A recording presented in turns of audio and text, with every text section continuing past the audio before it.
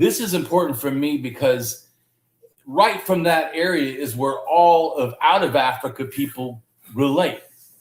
So any idea out of Africa, it's not unthinkable that the source of why figurines show up 30,000, in Czechoslovakia near Austria border has the first clay figurines and they're female. So just the thought that, because some people have said before that it's about sexuality, which they're not sexualized. So I don't buy that.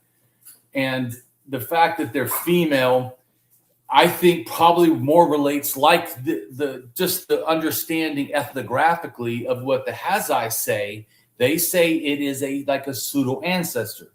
So it does relate to like they believe a being, like once it's made, it is a entity or spirit or whatever, but it's not a direct related spirit, but it is sort of related. So it's not like they make a spirit and now it's a god or something. It is related sort of to the clan.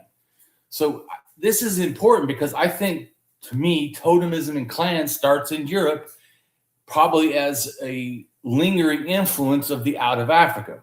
Then meeting one of the reasons why I think this is because there's a big drop in incest, which usually means someone's controlling sex. That's generally something a woman would inspire more than a man would, of how we can't have sex or who we can't have sex with.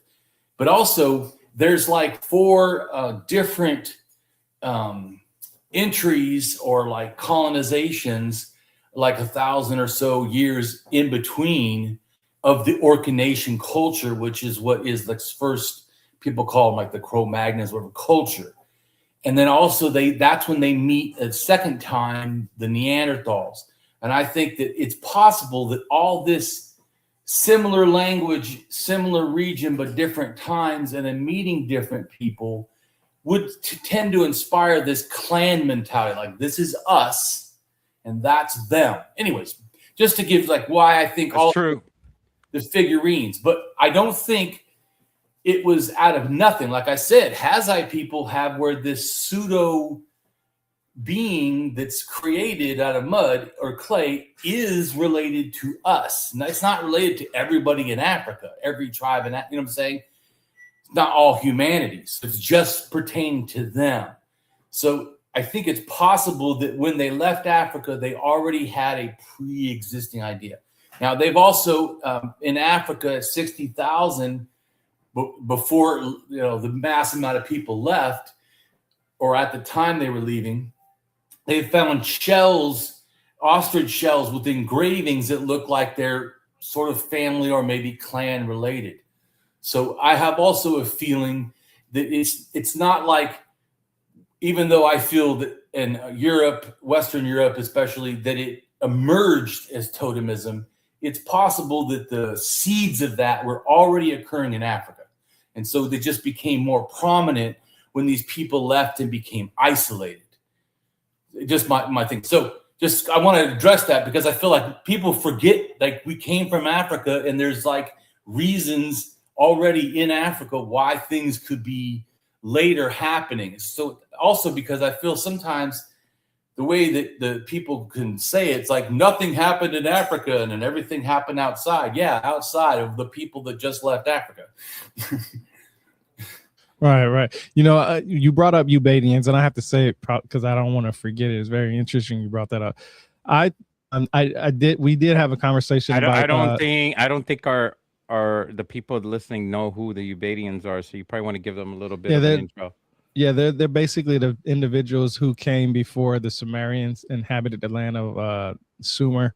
It's funny because I say it all the time. The Sumerians are considered the first civilization because of their writing system, right? Right. There's a lot of people that have different criteria for a civilization. Some people say writing system, some people say government, and all kinds of other things to add with it. Pottery is sometimes mostly included in that idea also.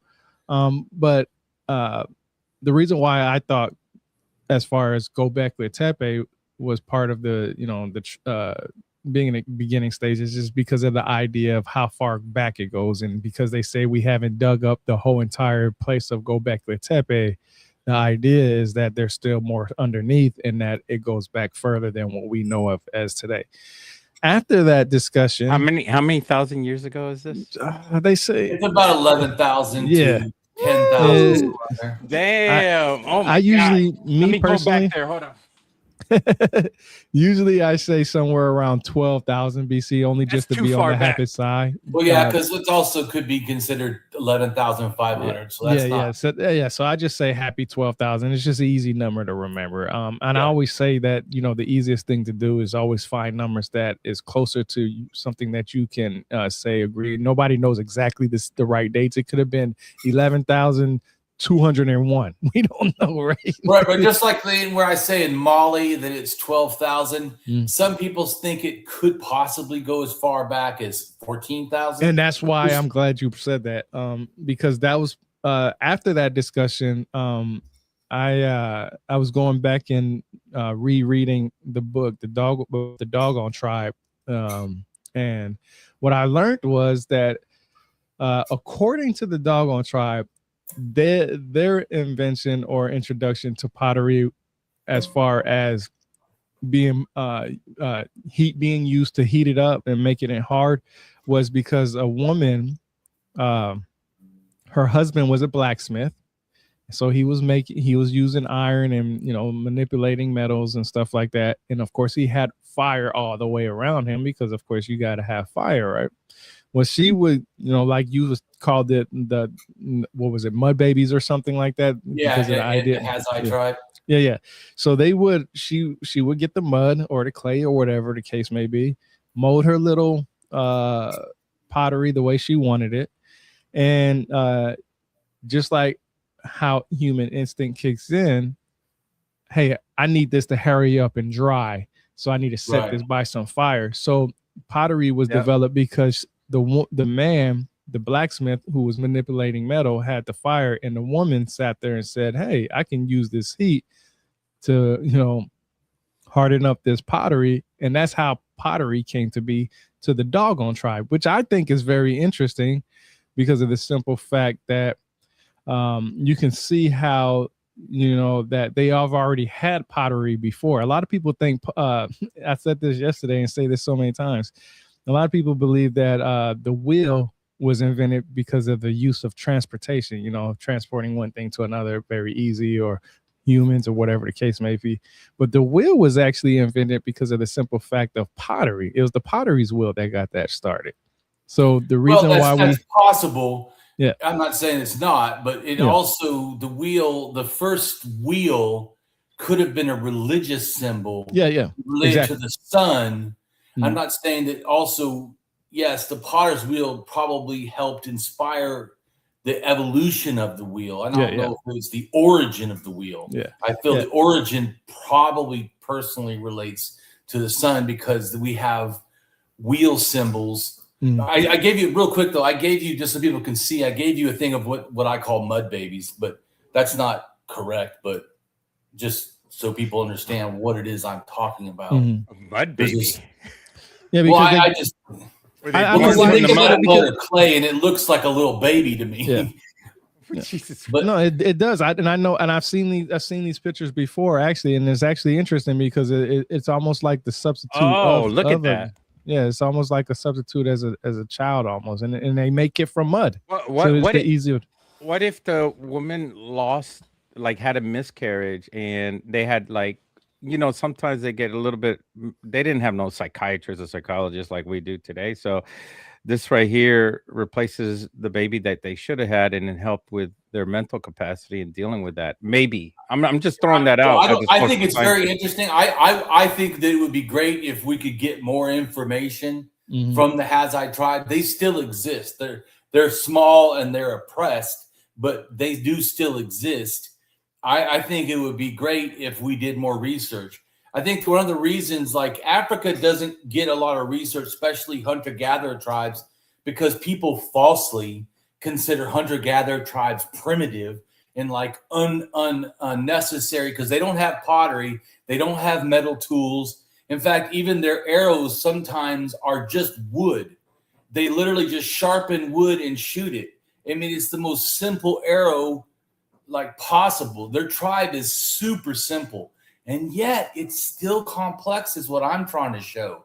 It still has value for us to learn.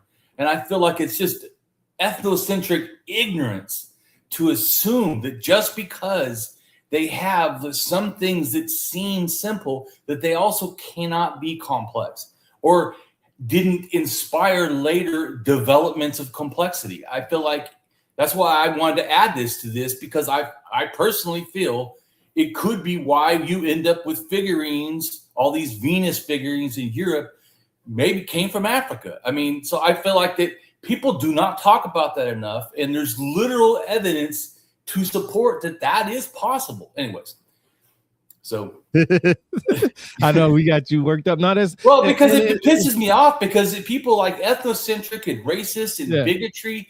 They And no, I feel you on that. And the reason why I say that is because as big as Africa is as a continent, there's so much history. There's so, matter of fact, I have so many discussions, or not discussions. I have so many back and forths with people because they'll always just say sub-Saharan Africa. And I'm like, yo, do you know how much of Africa there is besides sub-Saharan Africa? Oh, yeah. Like literally, like, do you not understand how much history is in Africa by itself? Not only because of how big it is, but even mentioning sub-Sahara by itself tells me that most people don't understand the idea of how much history is in sub-Sahara by itself. And you're right, a lot of people don't want to go research it because of the simple fact that it will prove in many cases that a lot of things started in Africa, and that takes away a lot of people's pride and ego. They don't want to hear that. Yes. And it's really sad, because if you honestly want the truth, then you're going to follow these tips. It's almost following a murder investigation. If you want the truth, you got to go through every single lead. That's why I always say a lot of people don't really care for the truth, because no detective stops at something that makes them feel good. Just imagine how many people would be in prison right now if they thought the person that they got was the culprit to the crime, rather than sitting there going through every single lead and saying, okay, then that definitely is not true. We can definitely find something older than that, or something more accurate than that. I wanted to bring up something real quick while you're talking about, and before we go on, what he was talking about. And I know we don't want to talk about politics, but the racism I'm fine to talk about politics. No, but I mean, our podcast is try to be a little bit low key on it. The thing is it's hard not to talk about it because we're talking about worldwide stuff here. And you and I, Rebirth of the Word, we're veterans and combat veterans. There is more so you in being in that region and area. So you have a lot more than I do in experience. But the thing is that I'm talking about going to war. You had leadership classes, correct, in the military? Man, when I joined the military, I went straight to combat. Oh, really? They threw you? I had leadership classes. Yeah, actually, I was in JROTC, and I had leadership classes. And then I also had in basic training, they also taught us in the book leadership as well. And they taught us about the dangers of leadership and why in the military we do what we do. We do everything by the book, and we don't fill our minds with flights of fancies or whatever ideas we have. We don't have a voice, and that voice that's in our head doesn't run. It has to be from the top, the leadership, and we do what the leadership does, right?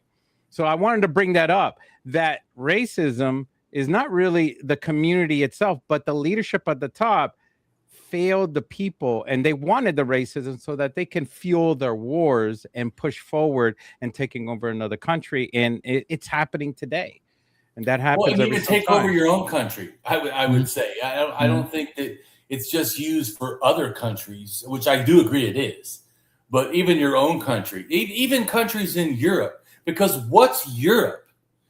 What they'll start to do is say, well, Europe, but what's German? Do you realize that the concept of those borders is a young concept? Yeah. The German lineage, like Germany used to be bigger, much bigger. It was huge. It took over most of the north. In fact, most of Austria was mostly of Germany, right? back in the day. That's what. Well, even if you go further back, because we're talking about prehistory. That's the royal family. If we're talking about prehistory, further back, further than that, 4,500 years ago, there was dark-skinned people in Europe. The light-skinned people are from Siberia. that slowly migrated to Ukraine and then slowly migrated into Europe. So I mean, yeah, through all those mountain ranges. You know how mountainous it is from Turkey all the way to Ukraine. It is so mountainous, treacherous. It's so treacherous. People would lose their lives just walking that. And you had to walk. There's no flying. There's no trucks or cars or nothing. I mean, you had to walk for days, months, years. In fact, you had to live up north. Forget about coming back. That's too far of a distance. Once you go a certain distance, that's it, But also you people have been amazing throughout history to show us that they can do just that. They can live places you'd think they can't live, whether it's the Arctic, even 45,000 years ago, or in the hottest desert where there's no water. People still find a way. The most mountainous region, there's not one place that hasn't. That's why boats are the best invention for them back then, right? Boats are a very important invention, and probably it could have even predated humans, because somehow Neanderthal got to some places that looks like they were at some point islands. But anyways, going back to this stuff. Back then, they were probably like, "How many horsepowers you got on that boat?" That wind horsepower. Oh yeah. Well, back then, horses would have been food, so they wouldn't have been riding anything. Oh, good Lord! My tauntaun. Speaking of which, it's too cold here. Let's cut the body. Oh, I could stay warm. I'm gonna hide inside my horse. To stay warm. Go to the one where it has the dead bodies and the skeletons, and then it has the wheel. That thing is like 34,000 years old, showing that the symbol of the sun, which is a spoked wheel, is probably, especially since the steppe is one of the places that the wheel and the spoked wheel really relates to more than, say, the Middle East that gets it later. Yeah, that's how Anu's represented like that, the main Anunnaki god, and some other gods also. But yeah, you're right. It is, and that's one of the reasons why. These are really good pictures, man. Thank you. It's my art. And just real quick to show you, go to that one with the wheels, and that shows you the oldest wheels, and you'll see the oldest wheel is one of the oldest lost wax castings in copper, in Pakistan. Wow. It's 6,000 years old. It's before the potter's wheel, and it still looks like, because it's probably a sun symbol. Wow. So I do agree that you weren't wrong that the potter's wheel definitely inspired the evolution of wheels, especially in the Middle East. But the symbol of the wheel itself, to me, goes to the sun. Both at 34,000, here at 6,000, and even later, like you said. And even India today and Buddhism use the wheel symbol as a symbol relating to both divinity and the sun.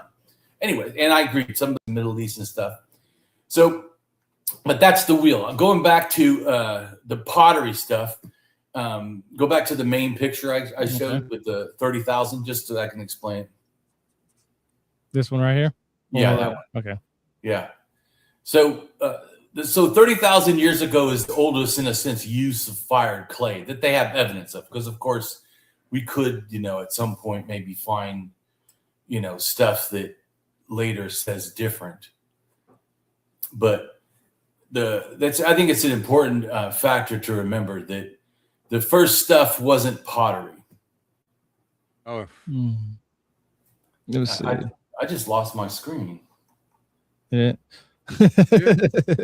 Yeah. Well, while you're talking, did it run away? I was, I've been to Iraq twice and I've been to Afghanistan twice. I'm going to restart. You want to restart the whole computer? Well, can't see nothing.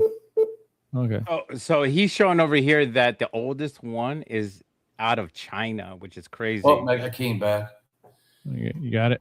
Oh, the Xinrengdong Cave in Jingxi province China, dating back approximately 20,000, 19,000 years ago. Damn, there it is, right there. Dude, Yep. that is the first. But you're saying 30,000? Right, 30,000 for fired figurines. It was okay, not 30,000 years, but in China, China is the so first far, pottery. Yeah, it has the dated way back then. How long does it take for pottery to finally disintegrate or recycle into the ground? It doesn't recycle in the ground. It No, doesn't. nothing. Well, It it's like stays? making stone. It doesn't do that. Oh, really? I mean, it's just for our viewers to I'm know. gonna have to I know, restart. but I want my viewers to know because they don't know. They don't know that. And it's amazing that pottery can stick around that long. I mean, pottery is so valuable for professors, university professors, people of education. I mean, pottery can tell a story that we don't know about. You know, that's the important thing about pottery. And most of these looters want metal. They want the metal for weapons, for armor, and of course that's going to be missing. All that is missing throughout time. Looters have taken everything, but pottery, they're like, oh, we don't need that, and then they leave it behind. And sometimes destroyed. They step on it, they push it, they break it, they're drunk, whatever. You could only imagine they were whole at one point, and then people just destroyed it or slammed it with their sword, going, "Oh, I'll destroy this culture!" There's people that are disgusting throughout time without they don't have knowledge. We say knowledge is power, and then there's ignorance, and people don't think about the future. They think about their time, they think about their society, their culture, and that narcissism is what drives them, fuels them to destroy the other culture, thinking that culture is what was killing their family or destroying their family, and it wasn't. It's just that was a past culture. So they're trying to loot these graves, and they're thinking that these graves belong to, whoever they're fighting.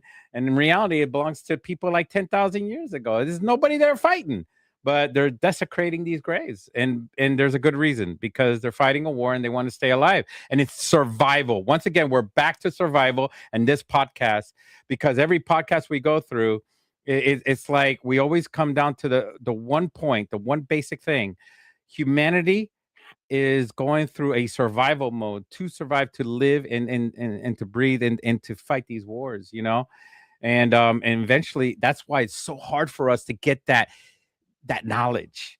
We have to dig it. We have to trust our archaeologists, anthropologists, to come up with what really happened, and that expertise. We have to really, really respect them for doing such hard work and donate tons of money to them, because they need it to do all that hard work. Here, go ahead, man. Are you still researching their rebirth? Nah, he said, oh, there he goes. He's up. There we go. Yeah, I'm back. My thing just decided to die on me. I don't know. Welcome back, the truth Damien. was coming out, and something was trying to stop. I was just talking bad about you. I says, man, that guy. I mean, I can't see past his bald head. It's so shiny. And then you came back. I was like, oh no, never mind. I'm just messing with you, man. Yeah. So I'll go back to the. Hey, I love you. I love your beard, by the way. Thank you. Which one? This one or the other one? Because I was. It's not up anymore. It's not up anymore. I put it though. There we go. There we go. So I was saying, the fired figurines. Now people did go from that area to Lake Baikal, Siberia, but they, for some reason, did not continue the fired figurines. So it's like the idea started and then died out. They kept doing figurines, but they did them carving them out of, probably wood also, but certainly out of bone, which is, ivory that they found.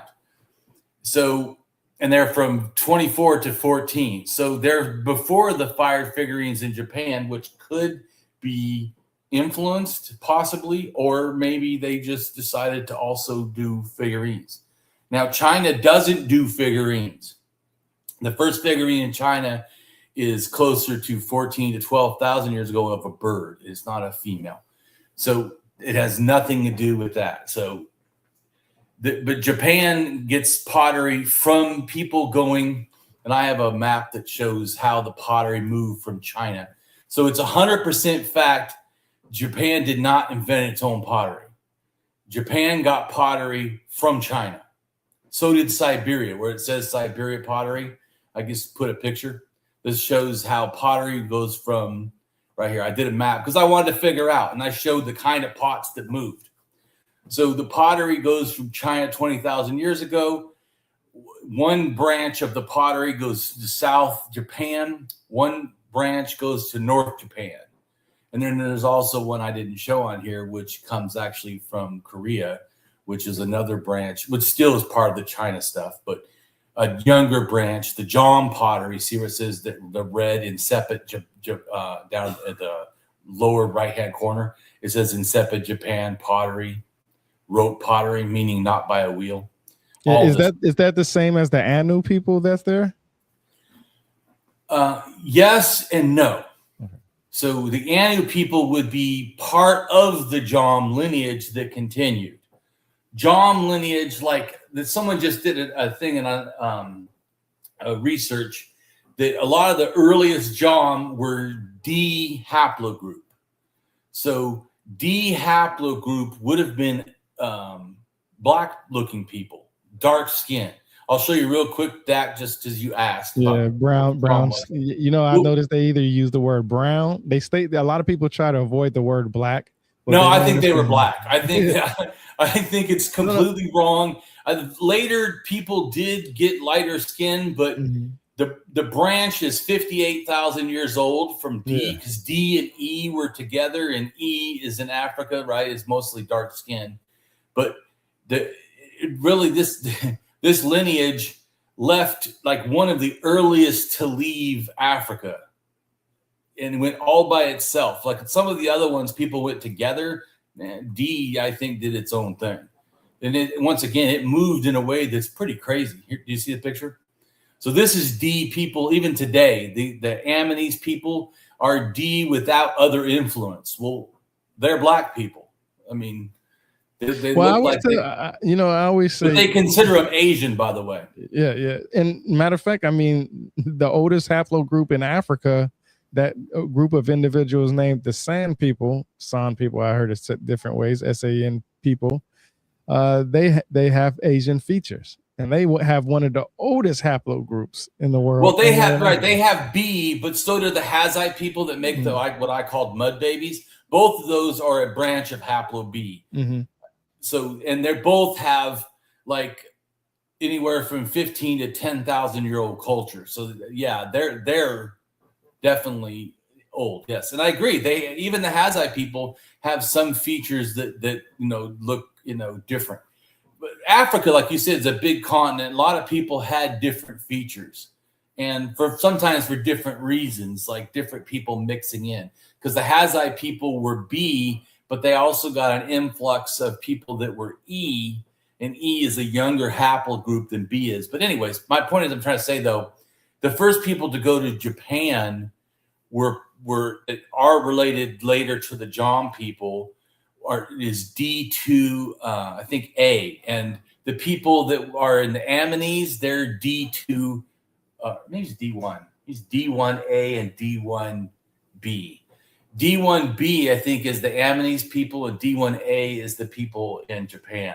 But we also know, reason we know too that they had to be dark, also the ones that made it to Japan and didn't somehow lighten along the way, because people in the Philippines and that whole area that down from that where it hit Japan, they have D also, just like the Amanese people, and they call them, even I don't know if there are very many of them today still, but they call them negritos because they're that's like a Spanish term for basically the real indigenous people of the Philippines were black people that had D DNA and relate to the Amanese people that are pretty far apart from where they're at.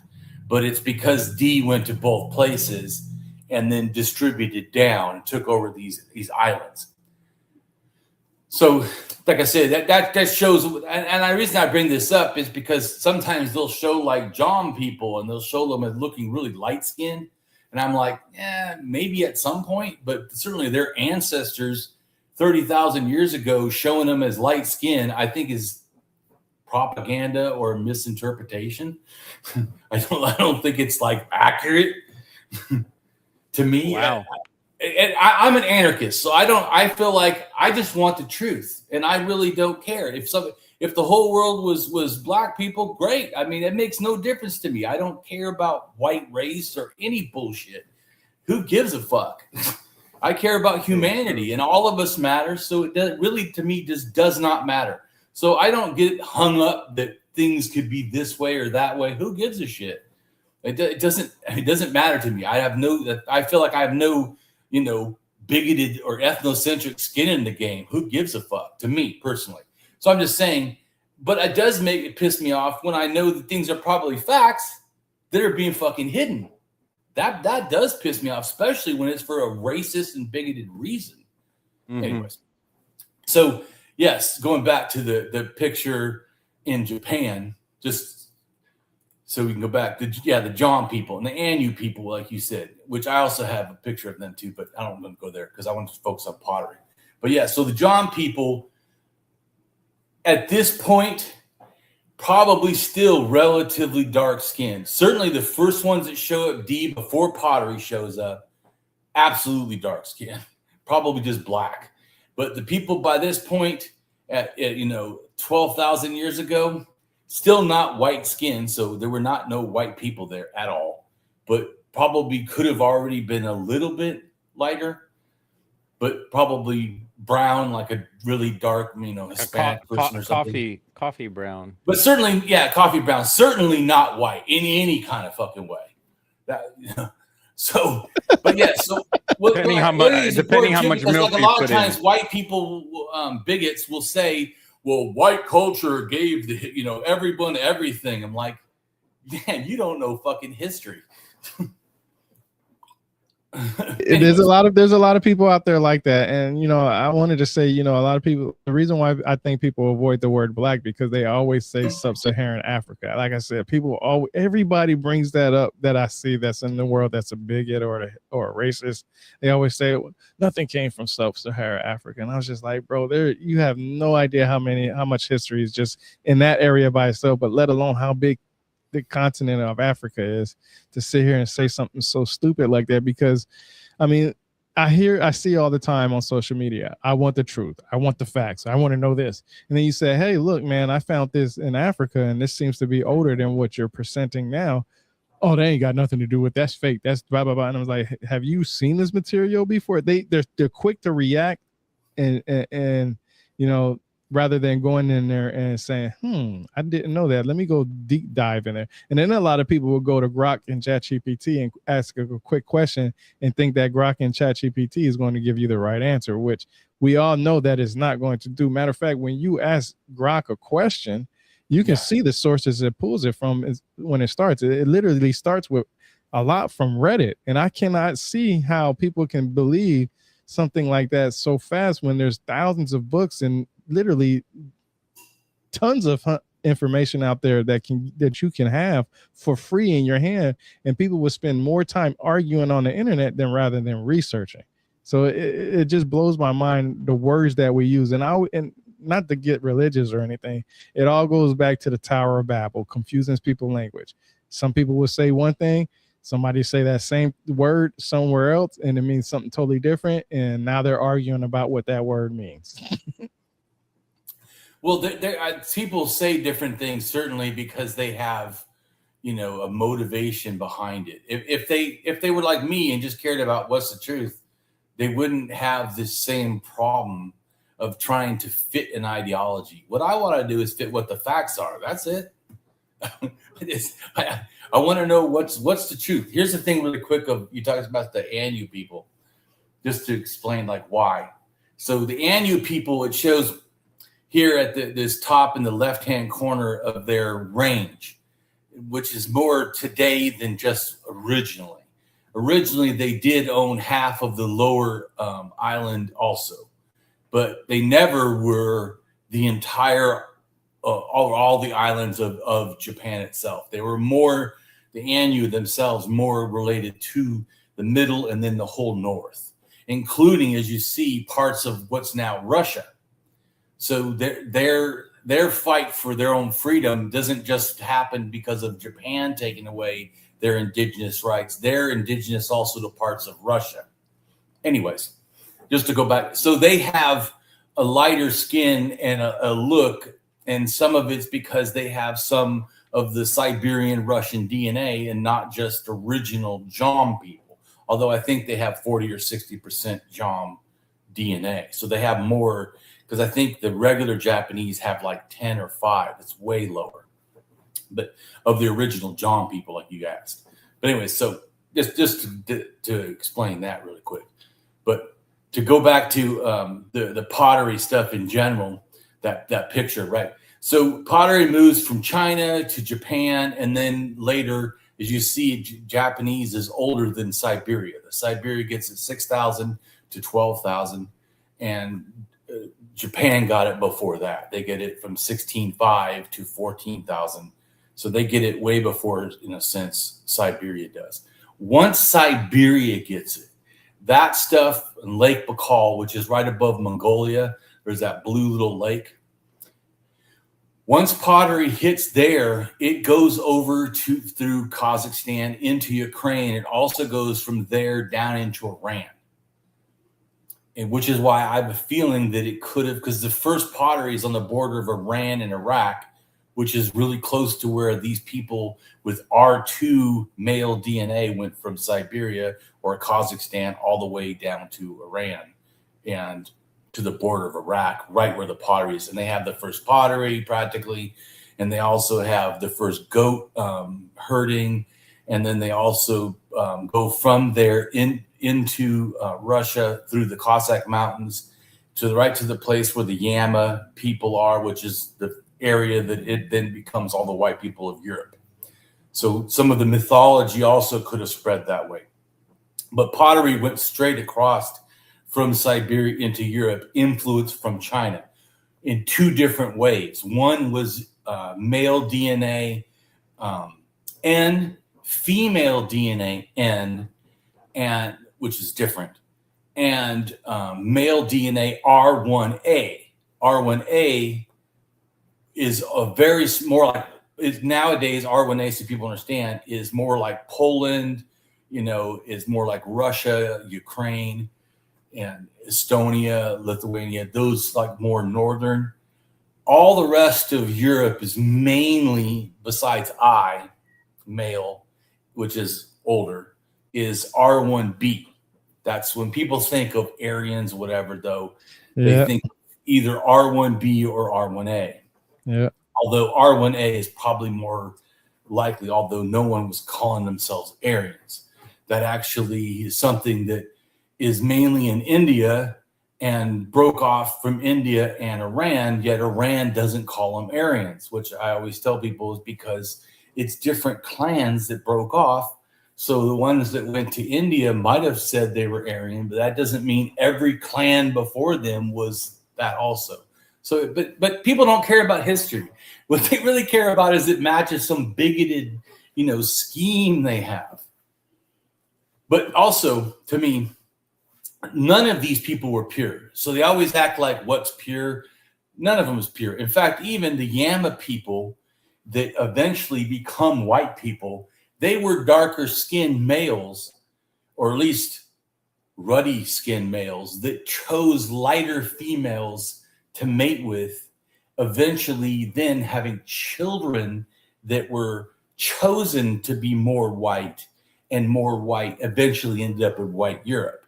So, but their ancestors were dark-skinned males that chose more white females in a sexual selection. Anyways, I'm just saying, so if they go back to the history of their ancestors, those men were not white people.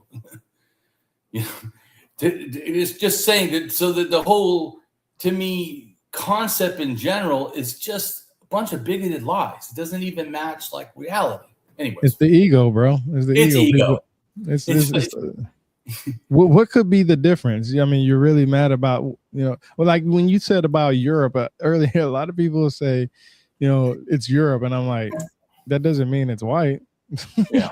You know, I mean, you saying that's supposed to be an indicator of being white, which is not.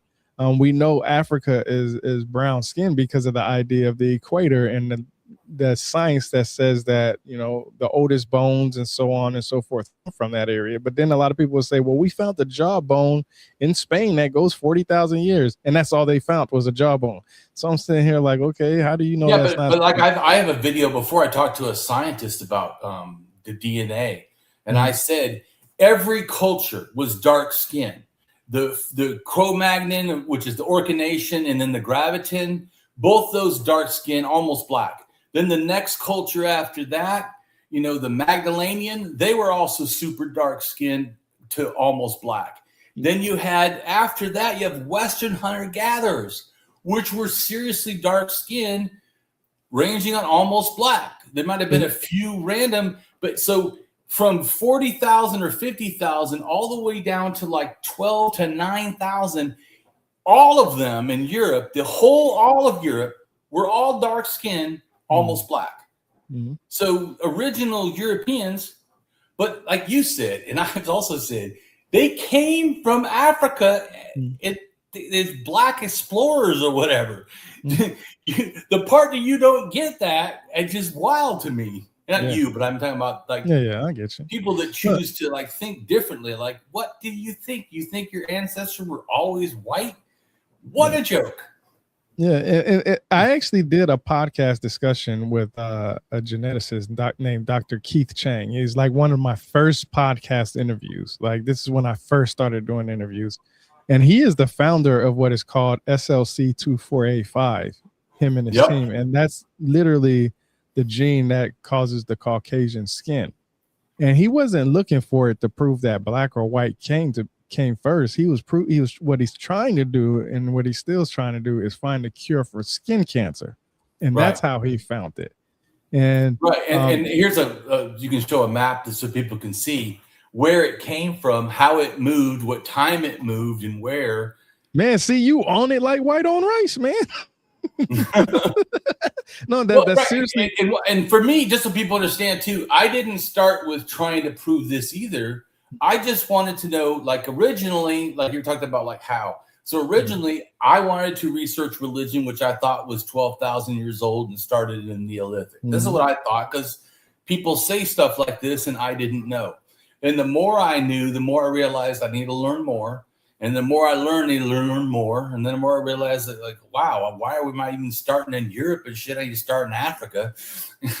And so I had, but then I wanted to learn too, well, how did things change? When did they change? Why did they change? And so, this is about. You try to look for the origins. That's what I try to do. I wanted to find the origins. You know, that was my whole point. Was that, you know, I asked them in the interview too. I asked them. I said, "Hey, man, is it true that the reason why we have brown skin or dark skinned people is because of the simple fact of the equator?" And he says yes, and he explained it.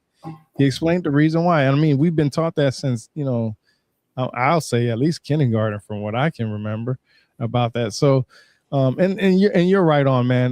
My mom is white and my father is African American.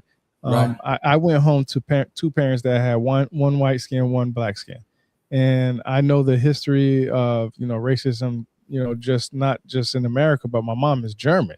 You know what I mean? And my grandfather, you know, he was an older gentleman. And I'm 42 now, and they passed away a long time ago. But he never had a hatred bone in his body for any of us, for any of the children. You know, my Uma, my grandmother, she was, I mean, I miss her till this day. You know, I can tell you, having a family like that, I couldn't be, well, black people are more important than white people, and white people are more important than black, because then that means I'm choosing which parent I love the most or cherish the most, and that would be so stupid and ignorant. So of course I had the chance to ask these questions, and you know, the curiosity going home, seeing a white parent and a black parent, it was like, okay, well, what is the facts about black and white skin? What is the scientific data that talks about this? Not what, you know, somebody's personal opinion say, but what the scientific data. And that's why I found Dr. Keith Chang, because he actually funds this research himself now, because I guess he was getting too close to the truth for a lot of stuff, and they had, once that happens, people start taking your funding away and all this other stuff. So he funds this research himself. Now, this is what's crazy to me. You got a man who is funding research for skin cancer himself, and just imagine what he would be able to find if he had the support that should be given to him for this. Not just by the university that he works with, but just the government itself.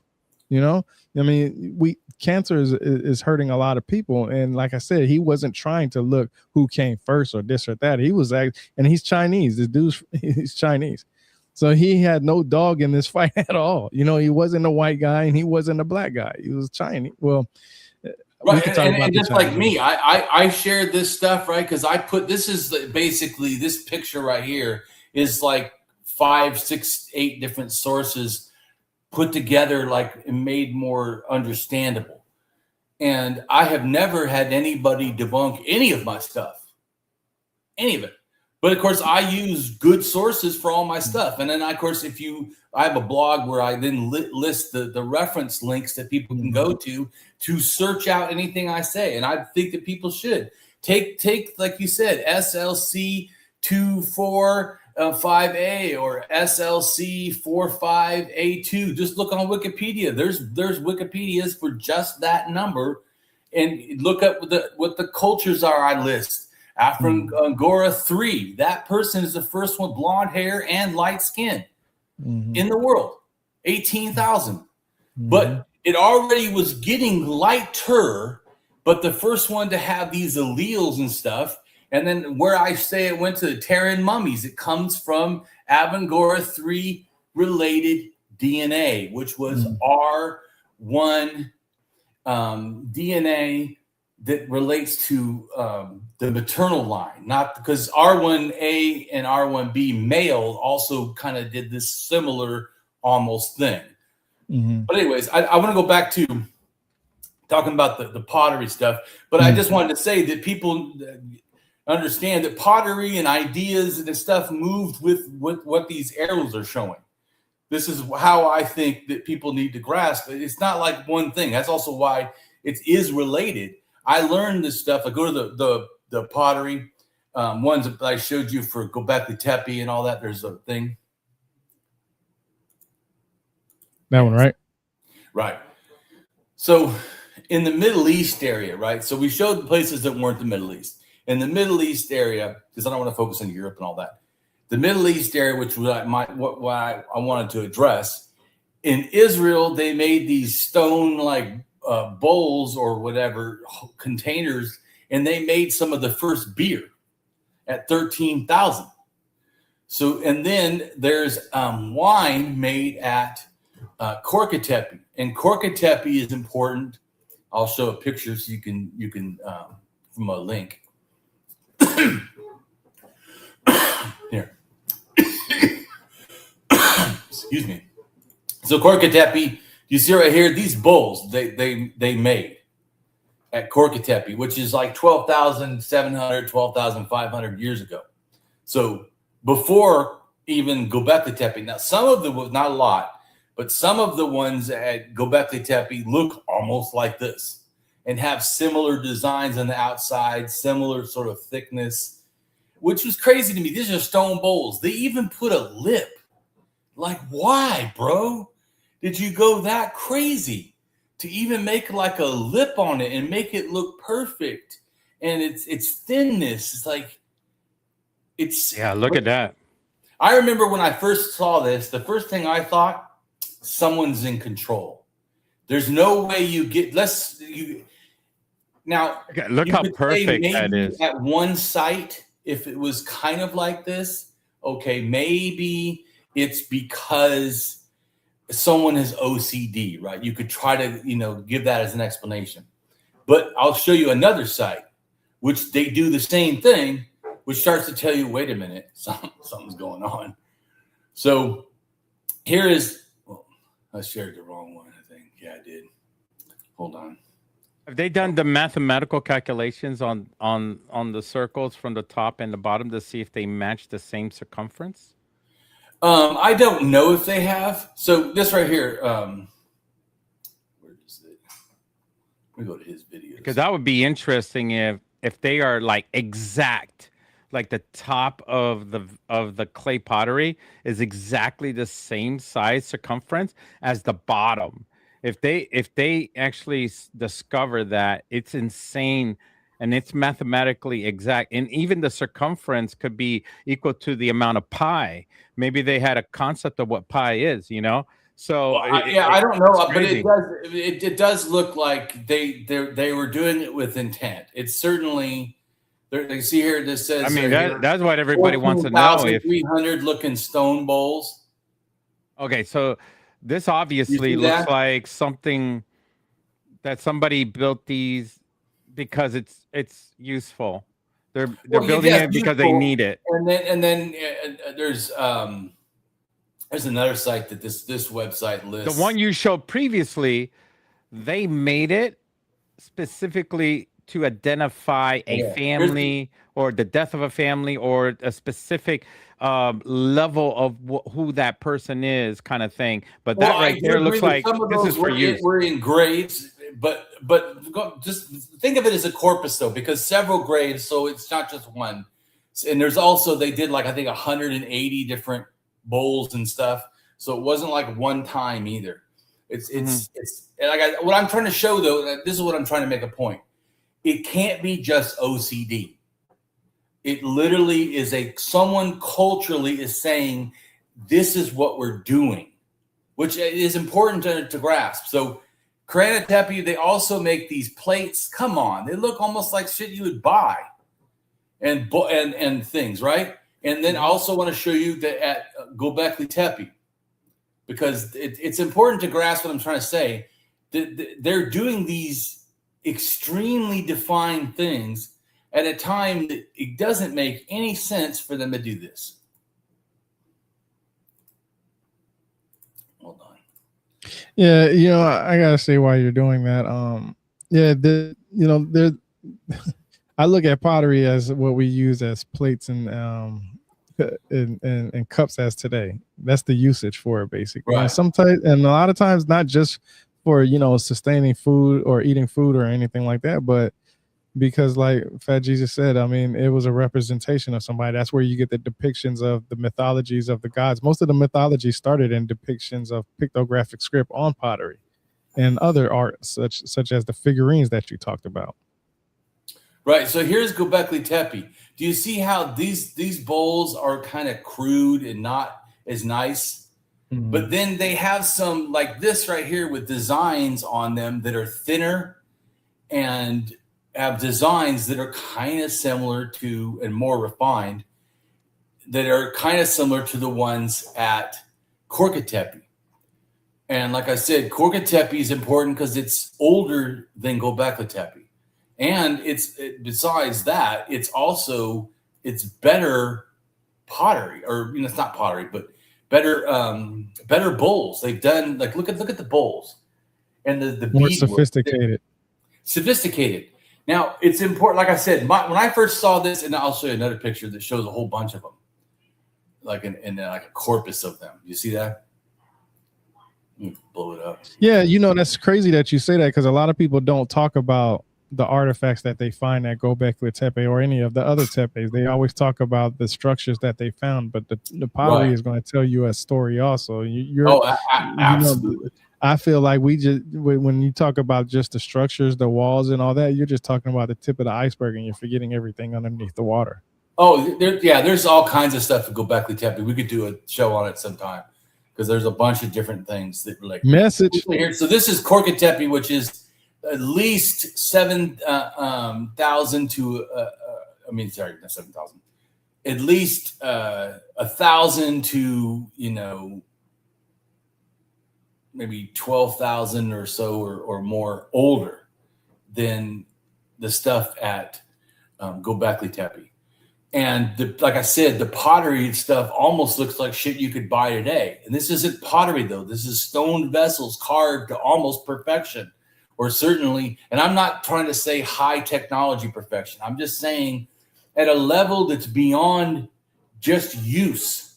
You don't need to use a bowl like a Göbekli Tepe, somewhat crude looking, thick, whatever. There's no need to make them perfect. There's no need. It's like crazy. Now, like I said, for me, I don't think high technology, aliens or something. I think control. Now, the thing on the other side is the evidence of control. Those are mace heads. Now, the oldest mace heads in possible slavery is Korku Tepe, the place that they have these extremely well-defined things. And a lot of, to me, the mace head stuff stems out from the stuff at Korku Tepe. A lot of the art, a lot of the symbolism that was at Korku Tepe, which is earlier than Göbekli Tepe, is seen all over Turkey, including Göbekli Tepe, seeming to be that Korku Tepe was the beginning of this new sort of set of ideas and levels of control. So I'll show you the mace head things. The thicker ones look like they're for grinding stuff. Well, they're so much thicker. But they absolutely have mace heads. This is a mace head at Korku Tepe. Like everybody had to have one. That's what it looks like. They went to IKEA and they all bought one for each household. No, because they all had to have it. At Korku, well, talking about burials. So at burials at Korku Tepe, they would have a male burial with artifacts and like 4, 5, 6 mace heads. Yeah, like more than even a person would need. But I've told someone before, they were more fishers than just hunters and gatherers, and they would fish like sturgeon and carp and some big fish.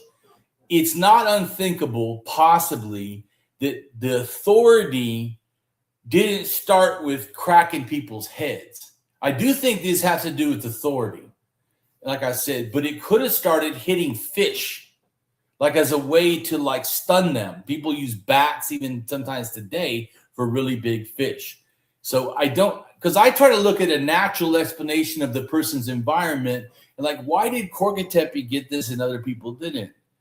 But like I said, as soon as I saw the pottery being so well defined, my first thought is, who's controlling this? And there is evidence of hierarchy and control at Korku Tepe. And there is evidence of mace heads at Korku Tepe, certainly in male burials. And it's not like you said everyone gets a mace head. No, some burials don't have that. It seems to be like almost an emerging elite.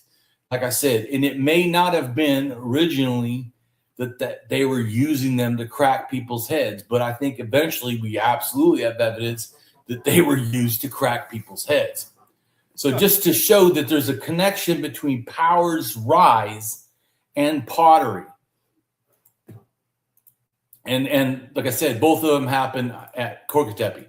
So go back to the picture of Göbekli Tepe. So in alcohol, right, is seen all these different places I'm showing on this thing is all relating to alcohol and showing what times, the oldest alcohol, and what area it was, and then how it really went with pottery. So it also, I think, beyond power, certainly alcohol at a certain point becomes religious, and it was maybe from the beginning, because it doesn't seem like they're drinking all the time.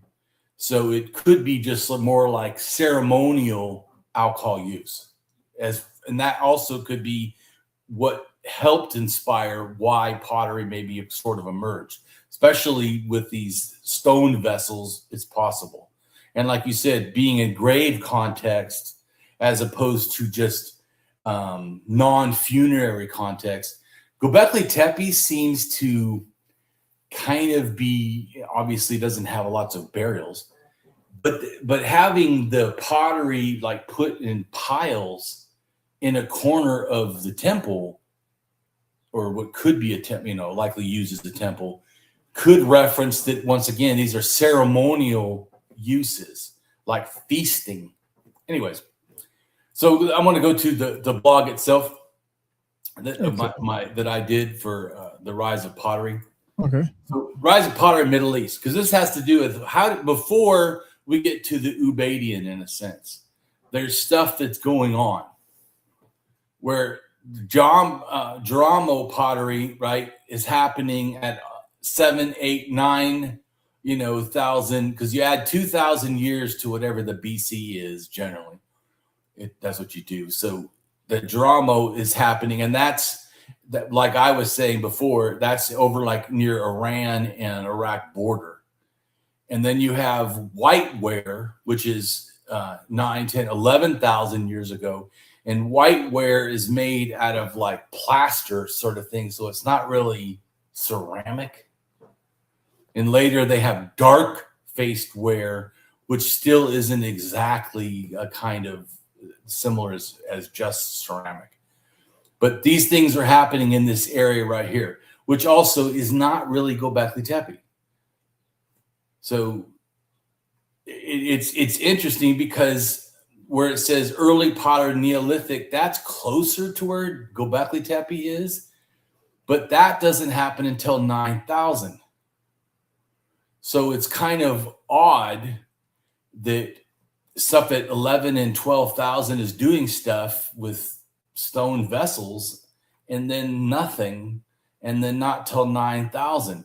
But the problem is that's the same time the stuff from Iran could have influenced the stuff going up this way. Even more interesting, but also sort of related, Central Turkey seems to get pottery before even Iran does. They get it like 10,000 years ago, 10,300 or 10,200 or 10,100. They get the beginning of stuff that could be, like the earliest pottery, which is weird because that area is later in getting some of the farming package. So it's just like I was saying too about the Africa. So it's there is DNA of N females in the Iran area and N females. The first place is in Central Turkey, right at the same place there's the pottery. And that DNA also is in Siberia and in Europe from Siberia. So I don't know exactly, but it does seem likely that could be what helped start the females, like you were talking about at the beginning, at making the pottery in Turkey. Or it could be that Central Turkey just inspired like Africa pottery all on their own. I think it's more likely influence, but it is possible that it was a self-generated. For sure, at some point that did influence the early pottery Neolithic, and down into Israel where it says pre-pottery Neolithic C. At some point it did, and including maybe even into Africa from Central Turkey. But also the influence, like go into the Ubaidians, they would have been influenced from this Iran pottery, and then the pre-Hassan. These people that were above coming down. Anyways, just to show you my map on that, and then it's a good timeline because it gives you're following the timeline. It's not precise and exact. Of course, nothing is precise and exact. Nothing in this world is. There's always some kind of off, a little bit. But when I really appreciate your information because you really try to pinpoint the origins, and that's what matters. It's not about feelings. It's not about what you personally think, it's none of that. It all has to go down to, okay, do you want the facts? And if you want the facts, you got to go with the leads. The leads tell you the timeline. The timeline is what you do. It's the same thing like when I talked about detectives. They want to know the first thing, if a crime happens, they want to know where were you at this time. Right. So they can eliminate all the other possibilities out there. They want to know exactly what you was doing at this time, and do you have an alibi? And this is the same thing with this history. Your alibi is the pottery and the data that they collected from that pottery to indicate the timeline of that pottery. So that's why I really, really enjoy what you share, because a lot of people go off on emotions, and if we went off on emotions, we'll never know anything about our history. Right. And so I try to show stuff too that people can go to look at my blogs, look at my links, and go or research the things it says. Yeah, and I inspire you to do that. How I learned stuff was researching on my own. I'm an autodidact, meaning that I'm self-taught. And I've done this since 2006, just wanting to understand. So, like you said, but if I look at all these things, even at the farthest point, none of these are really influencing Africa yet. So the fact, I'm just going back to what I'm saying. So it has to be the fact that Africa invented their own pottery at the first pottery. Later, they get stuff from Europe, but the first pottery can't, just like in China, it cannot be influenced from the Middle East. Just so people can grasp this, because like you said about civilization, people are like, oh, well, the Middle East inspired all civilization everywhere, like, and all technology. Like, no, they didn't. Yeah, you gotta. Yeah, I could tell you. I read Samuel Noah Kramer's book, and he's a big. He was a big advocate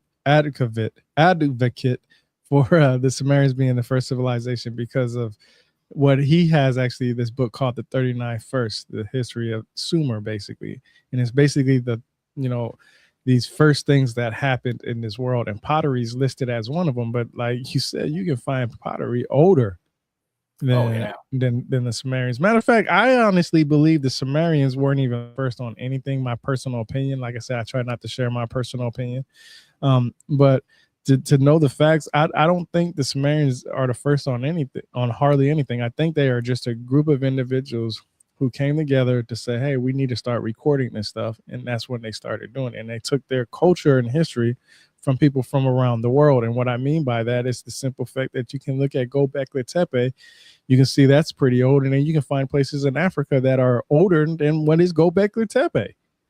Can I throw you a curveball? Go ahead. What if we find over 33 mummies on the ground and there's no pottery that whatsoever? What kind of society would it be if it doesn't have pottery at all? Would we consider them non-intelligent, or they're just not, like everybody else that is intelligent making pottery? Would we be automatically to think, oh, these are non-intelligent, they're just animals, so they didn't have the technology to make pottery? Usually everybody else makes pottery, but these people, these beings or whatever, they never made any pottery. What assumption would there are already places that have burials without pottery. Matter of fact, you won't find pottery in some civilizations at all because they believe there was sin. So that's already out there. I can't remember. Maybe they think their soul would be captured inside the pottery or something. No. It's just that pottery, anything that is because it'll ground, go, right? It'll go off subject, but it's basically the fact that it's just the fact that not everybody needed pottery for everything. Everybody has different reasons for different, like Damien said earlier, some people just used wood. They would cut down a tree and shape the tree into whatever form they needed for whatever reason. And wood doesn't last long unless it was in correct. mud. So it is not impossible that there were pots made out of wood. That this is absolutely could have been the case. I mean, but we can't tell. And just like we do know, I think it's 12 or 14,000, maybe it's 10,000. I can't remember exactly off the top of my head. That's a good point. They have baskets that were weaved, and they put like either beeswax or pitch or something. Yeah.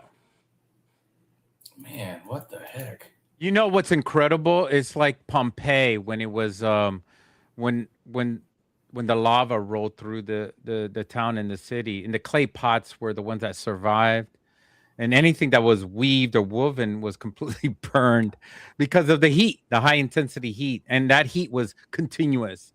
Like it stayed there. It could bend metal practically, because it was melting everything, and it was a slow crawl for the lava to go through too. So it's like intense heat continually for hours, and everything was under lava. But right now they're still digging up Pompeii, by the way. And I watch these videos. And I'm so intrigued. It's so amazing just to see what is preserved under all that, Have you ever seen any of the videos on YouTube? No, I haven't watched them. With Pompeii. Oh man, yeah. Today still doing excavations. They got places where humans can't go, and you got streamers are like putting the cameras over the fences, like, look, check it out. This is the stuff they're doing. They're not showing the public. It's so cool. So it's yeah. There's some new stuff coming out in the future about Pompeii and the artists and the artistry. They even pulled up one where they have the floor. They had like these little chips of pot. You know how they take pottery and they break it down and they make designs on the ground, right? We've seen that in modern times. Oh, we lost Damien. And Yeah, he's they restarted. and because that lasts longer, it actually lasted through the lava, and they're digging it up and they could find. And the same thing in Rome. They've been digging up in Rome, and somebody was renovating their house, and they dug up and they found a whole area with the pottery, the pottery floor, broken pieces, right?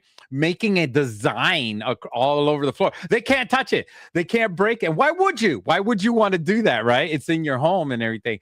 But I don't know what the museum's going to do with it. Maybe they're going to unsurface it, take it piece by piece away from the guy's house and put it in the museum, which would be really cool. They'll make it as a mural up on a wall or something. But, I for one would love it for my house, but that'd be terrible to keep, right? Because you're taking a piece of history and for yourself and not for everybody else. Man, my internet today is really sucking. Yeah, I mean, yeah, you look like you're over at McDonald's, bro, I told you, man, the technology today, bro, is not. It's just. I don't know what it was. I had to, like I told you earlier, I had to restart my computer because for some reason it's Elon Musk. He's trying to sell his satellite internet. Right. So here I have the pottery showing arrows, right, to give you an idea, showing and also the artifacts that they found. This is an article that I then drew on their drawing and explained my thinking, but in relation to what they're showing, but gave my thinking of 1, 2, 3 to show you like how I think it went. So it starts in China. The pottery goes to Japan first, then to Siberia, then from Siberia, I think it then goes to Europe and over into the Middle East, right? And so then I show a DNA that almost does the similar thing. The DNA, literally the red arrows, it starts in the area that's China. I just am putting the DNA in relation to what pottery is doing because they're both almost at the same time doing almost the same thing. And what's crazy is that we don't get a lot of information from China because of the communistic rule, and they're mostly focused on making farmland. So they just bulldoze over everything, and then we got people right now. They are now digging up around China, and they're finding these ancient artifacts now. It's because they respect the dead. That's why. Yeah. See, Western civilization, as far as us, we don't do that. That's why we dig up mummies and burial sites. We dig up grandma. Yeah, we don't respect. Well, I'm not gonna say we personally as us three, but as a society and culture, we don't respect the dead. We literally will dig up cemeteries to put a parking lot up. For and move the cemetery around. Like, we did it with the indigenous also, people. I think it goes back to what the imperialism, like you're talking about governments and the original stuff, like you said, people think Western culture. They think like Hellenistic Greece and younger. Like as soon as the philosophers, like 2,000-year-old history and younger is the only shit that they respect. So stuff that's anything else, anywhere else than just that little, Europe centric, they don't care about respecting at all. And certainly any time that's, in a sense, older than this is not of relevance in the same way, other than to prove, if they can, a narrative. Yeah. think of the artifacts. They dig up a mummy here, that mummy would get shipped across the world, and the stuff that was with the mummy, like the artifacts and all that stuff, will be at a whole different museum. And the whole point Right. was to keep it together so that way this person can use this in the afterlife. And we as a civilization, a culture of Western mentality, we don't respect that. And that's why China is very adamant on telling the world what they have, because people will go out there and start digging on their own. Yeah, they'll eventually get caught in this, that, and the third, but they keep their history alive by respecting it and leaving it where it's at. Right. And speaking of mummies, right? Some people don't know there was Egyptian mania in Europe. And it's talking about disrespecting the dead. They literally would eat mummies. They thought it, I can't remember why, but they thought it had some like property that was beneficial or something. I remember watching the 90s cartoon shows. There's some 90s cartoon shows out there where you would see somebody eating it like beef jerky. That's how crazy. It is crazy. We're talking about disrespecting the dead. Like, holy shit. Yeah, like it was for monetary gains also. You know, it was. So, but this right here is an article someone did after that other article that I show. Stuff starts in Asia, or they were saying they felt like it probably did, and then this article says yes, it did, and it also is how the first hunter gatherers in Europe also got pottery from Asia, and so I show the red arrows to show like how it moved, and then they did the pottery. I didn't do this; they did this. And then also below the map below it is showing all the pottery in the world and at what time. And like I said, so the darker that is older, and you see that there's stuff, in Asia and in Africa, and yet not the Middle East. So like I was saying, with that, we already explained that in the other first map that I showed. And you notice those are not connected. So I do think that Siberia and that's connected. I do think maybe even the Middle East can kind of, you could say, because especially the influence from Asia. But Africa's first stuff, no, that literally is their own stuff. And so, and I also, just so people understand, I don't personally ever use the word civilization because, and I'm not, like some anarchists could be anti-civilization, like an anarcho-primitivist. I'm not that. I just have read the word and the concept, and it literally says you have to be a society that oppresses people. If you don't have income inequality, then you're not considered a civilization. Well, as an anarchist, my goal would be that we end income inequality, or at least to as large amount as possible. So I'm against what people call civilization, and I don't see that as a great thing for humanity, that we have to have masters and people oppressing us to be civilized. If that's your definition of civilization, I don't agree with it. Just my own statement. I don't agree with certain. Okay, so I don't agree with Oxford's idea of a civilization, only because it separates so much stuff in this world. But I do respect it because they give an idea for their theories and their ideas. So that's why I'm very cautious of sharing my opinion, and only like sharing what I found in history from reading and research myself, is because I want people to say, or at least look at it as, okay, look, this may be accurate or it may be inaccurate. The point is how do you go about understanding what a civilization is? I hate using that word too, because that people use that word just for so many different reasons, and then it just gets lost to me now. Hey, I wanted to mention something real quick. You guys know who Samuel Longhorn Clemens is? Mark Twain. Yes. And he himself he would call not when you said it like that, but Mark Twain, yes. Yeah. Western nations calling other cultures savages while committing far more barbaric, disrespectful acts themselves. So he was also talking about Twain's frequently used the contrast between Western travelers and nations like China to highlight the deep-seated arrogance. And then it also went on to, you are likely thinking of what it was saying, The Innocents Abroad is a book that he was writing about. And then Twain encounters Western tourists and archaeologists in Egypt and the Middle East cheerfully digging up graves, defacing ancient monuments. This is in his time. And Right. even buying chunks of mummified human remains as souvenirs. You know, they place them in their houses. Twain pointed out the staggering hypocrisy.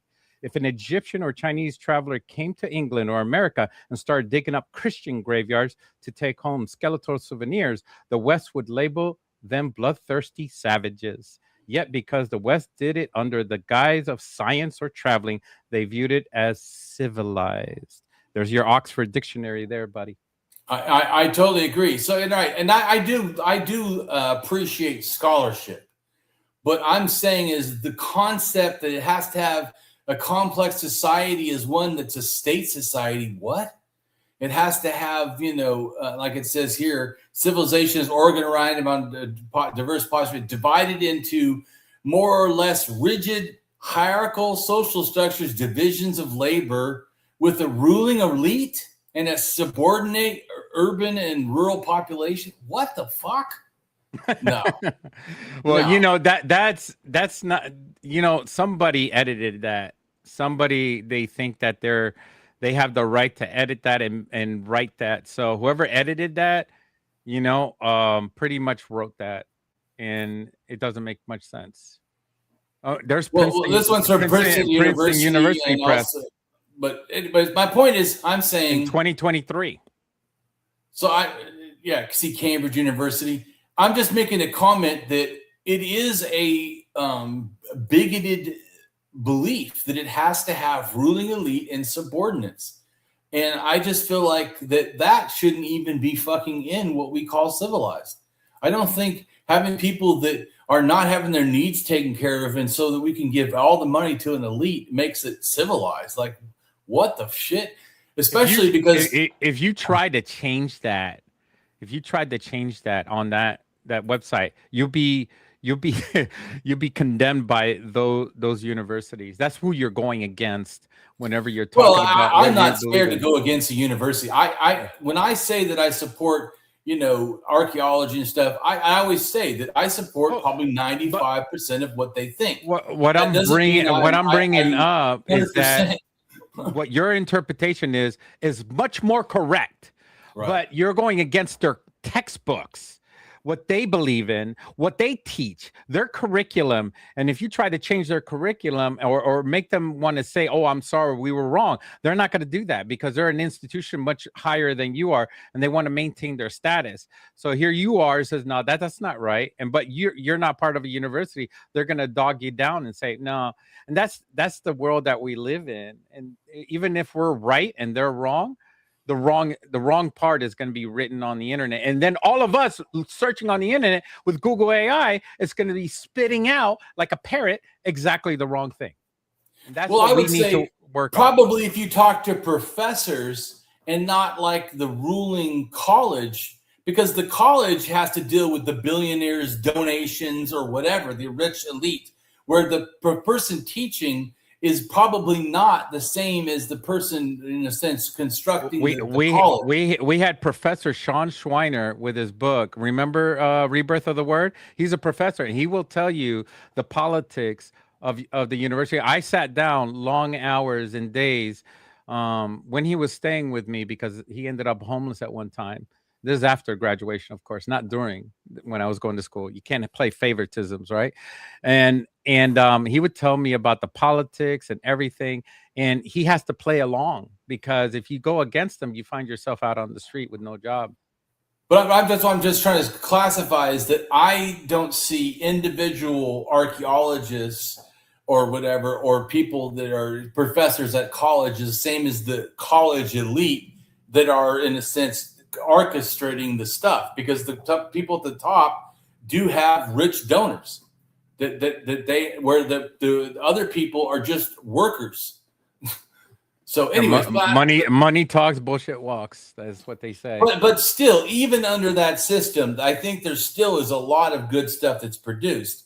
I just clarify that I do not believe 100% without thinking anybody's ideas. In fact, I would challenge my own. I have changed my own because sometimes I learn something more or whatever. So, but in general, like I said, I generally say about 95% of what archaeologists, historians, ethnographers, even mythologists, most of the stuff they say, I can kind of agree. I do have, issues that I pick when I see something that I don't agree with. Like I said, that civilization saying it has to be, elites and subordinates. What? How the fuck is that civilized?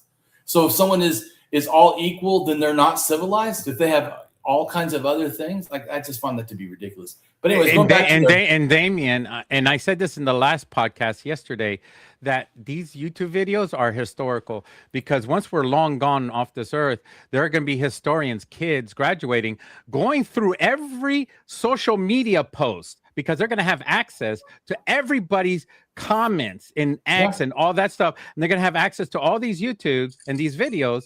And then they're going to go through them like they're historical documents. Not right now. We don't think about that. But in the future, when even MySpace and all those stuff, those will be historical documents for them. And they're going to go through it, and they're going to look for the references, and they're going to find the truth, and that's why we have this podcast. This podcast is basically finding the truth, because knowledge is power, man.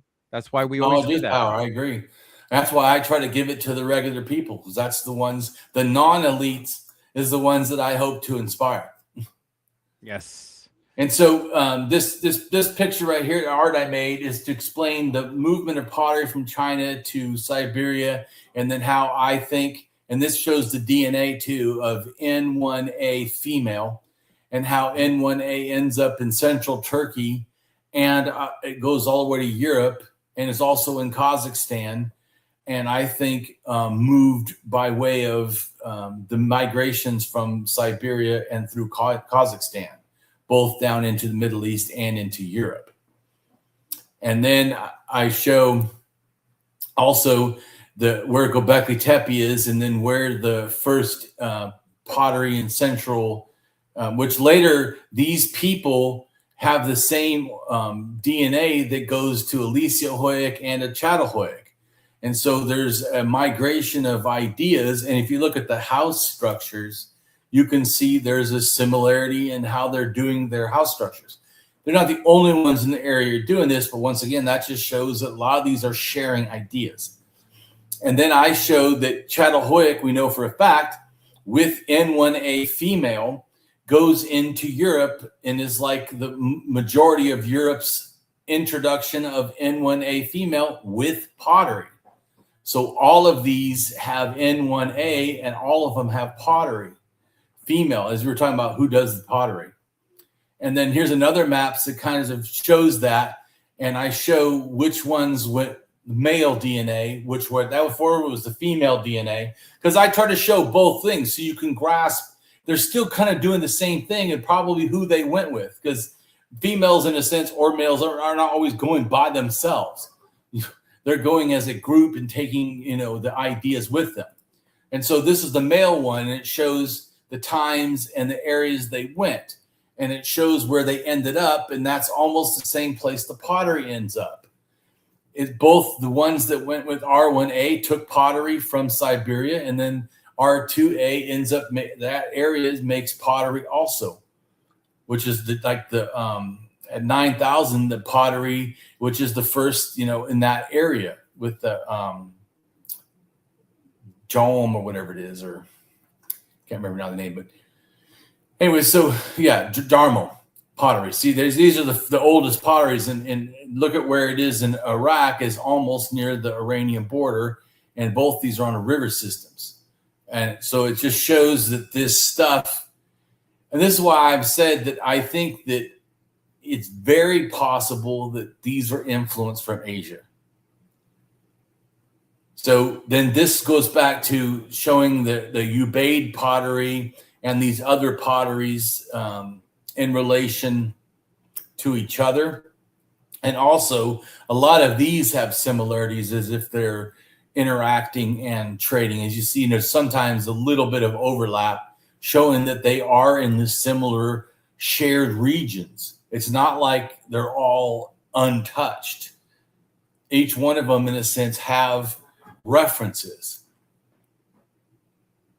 which I think is important to grasp, that but once again, like I was saying about the first ones in Africa, they don't have anything to do with this. So, and then this right here to me shows the Mesopotamian influence area of religious thought. Now, at a certain point, ideas from the Yerk period definitely went into Egypt and North Africa. See where it's located? The Ubaid. The Ubaid are located down in the Arabian or Syria, around Syria. And most of the wars, and look at that, most wars are happening in that area, correct? Well, Ubaid is mainly Iraq with a little bit of Iran and a little bit of Syria is off to the left. So Syria is more with the Halfa. Yeah, that's more centering on Syria and a little bit of northern Iraq. Iraq is the red inside there. See the red? That's Iraq. Wow. So dang. And so then I show that the Sumerians are inside, but smaller version of the Ubaidians. We're always sticking our nose over there, huh? Wow. But so, and then the first cultures that become Egypt, I list both of them, and they're in the same area where the Yerk people show up. So influence. So it definitely even though Africa already had its own pottery, pottery does come in, and influence does come in from the Sumerian area, and it's probably almost 90%. Sumerian or Yerk influence into Africa and not the other way until 5,000. 5,000, then ideas from basically Egypt start going back to the Middle East. But anyways, just to show you the general sphere of influence, these people are moving all around. All the regions inside this big red box I have on the outside all share religious ideas. So it also, just to give you an idea, that the influence of the thinking is spreading. That's why I feel like religion, just like the pottery, when people move, they take the pottery as a cultural idea with them and spread it. And the religion ideas are similar. And then this is showing the pottery, the areas that happened in Israel and Jordan.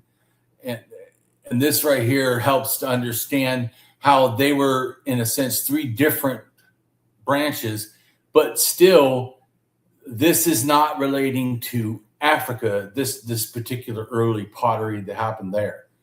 Because, like I said, even though it's getting super close, it still is not yet the one that did that, just so people understand. And this right here shows the pottery that all happening at different sites. And then once again, Africa's pottery is not really related, just to show you in reference that these all could be related, sort of, or loosely related, but it's certainly still at this point, Africa still is doing its own thing before it starts to later get stuff. Right, it's important to me to understand, like you said, I want to scientifically try to figure out what happened where. So this has to do with Africa pottery itself, and it shows like what times things got where, and then also shows like what the pottery looked like. And go ahead. I was going to say, it's interesting because when I was reading that book about the Ubaidians, it literally says in there the way they identify different cultures is by the pottery. That's how they identify the time frame. They can tell that's where they get the time frame. Basically, is identifying pottery. And I'm not sure if I read it from that book or if I was doing some research and somebody else said it. But they say that to the naked eye, basically anybody who's not knowledgeable on pottery, it wouldn't look any different. But there are people who can look at pottery and say, hey, this is from that time frame, because you can see the techniques they used for this. Like when you was talking about thin types of pottery and the shards and all that stuff like that. Like a lot of the pottery was like when Fat Jesus was saying earlier that they were destroying it. They didn't destroy it. A lot of times they didn't destroy it on purpose. Sometimes most of it was destroyed because they was recklessly digging it up and then they didn't know what they were doing. That's why we have so much red tape today with archaeology, because people would go out there, hear about a place, and they would go start digging it up, and they would destroy more than they could keep. And that's why I said earlier, China is more respectful in that manner. At least that from what they present online. If you go to their websites, you can, translate hit the translation. It goes from, their language to English, and it will tell you that they don't want to disturb the dead. They don't want to destroy what's already there, because those people buried those people with that, and they want to continue to hold up their standards as far as respecting their lifespan and their afterlife. And most people will just go there, and not just with pitchforks and shovels and stuff. They will go there with all kinds. Dynamite, for instance. Not to go off subject, but you can find dynamite being used in the pyramids because they wanted to get behind a wall. So you can see how reckless we were, just trying to get the dates and all this other stuff. So pottery, in a sense, is much easier to be destroyed. They might have thought that, hey, this was hard clay or something right here, and then they hit it, and then later on when they find out, oh, well, that was actually something cool to keep, and now it's destroyed. Well, also, like, the first stuff wasn't archaeology. It was like antiquarians, and then it was anthropology, and then a version of anthropology broke off and becomes archaeology. But anyways, so there's a and then archaeology goes through like a couple different transitions too. But anyways, this is important. I'm trying to show here from two different regions of Africa. Like you said, Africa's large. This is all North Africa, and yet the potteries are not the same. So it still shows that there's even differentiation in African pottery, that it wasn't like only doing one thing distinctly. But still, it's important to understand what the facts are. And there is a lot of facts. And there is a relation to also later the spread of cattle, sheep, goats appear, at 8,000 years ago. And that is when, from that point, they get non-African pottery becomes part of North Africa. But only after that point. So before that is not the case. And some of the pottery comes from the pottery that relates to this pottery right here, the cardamom pottery, which we did a thing before where we talked about North Africa, and it says that this pottery shows up. Probably shows up from Spain, but it also could have came across the Sinai and North Africa. But for sure, some amount of it definitely came from Spain. But this shows that where it starts in the Middle East, shoots through Turkey to Greece, and then from there to Italy, and then from there over, in a sense, to France and then Spain. So, and then from there it goes into like Africa, which, like I said, is important to understand. This, and this right here shows that the N1A, which is what I talked about, we're doing females in pottery from the Middle East and, central Turkey with Çatalhöyük, goes into the first populations that go into farmers that go into Europe. And it says U5 was the female DNA and not N1A. So that's how they know that it's farmer related. And those farmers were already showing signs of inequality, which they have. Some people have a little tiny house. Some people have bigger houses.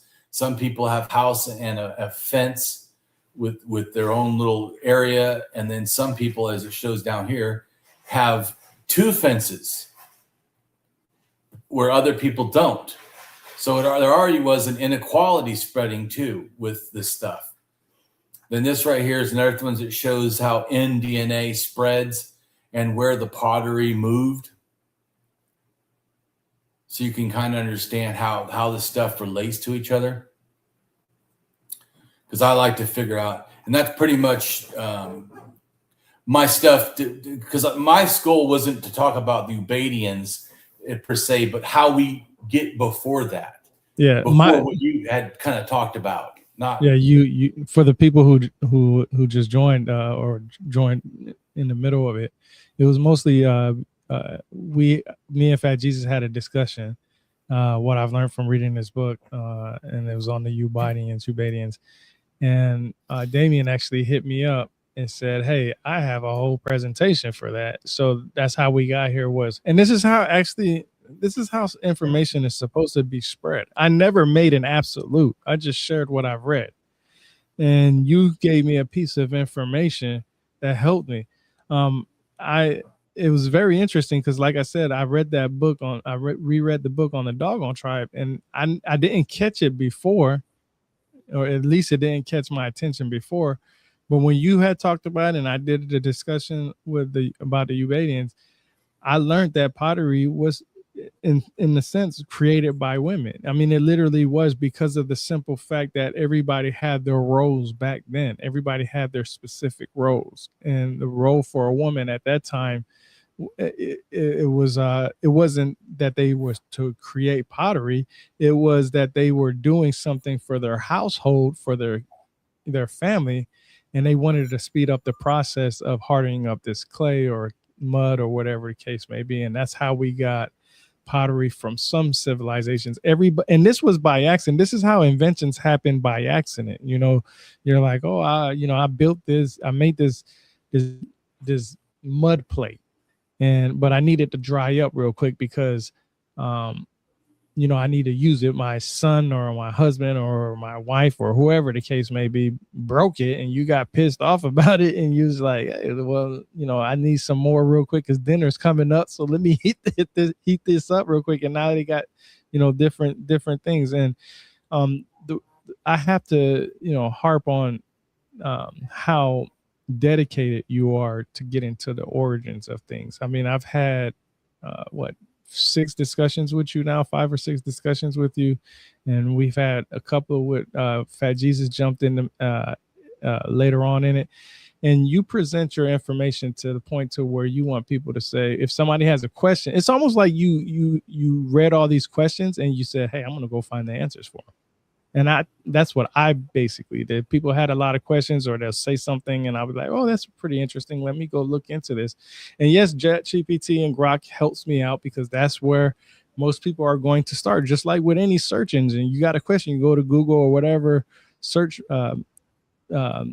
link that you'll use, and you'll ask it a question, you'll get you an answer. But what I try to do is I say, well, give me a peer-reviewed article, give me an academic book on it, give me something that, something to research on it, so that way I can read more into it, because a quick 2-3 minute read is not going to give you the information. It's not going to give you the context that you needed for this information. And that's where I feel like people who do their research, such as yourself, you give us the context with visualization.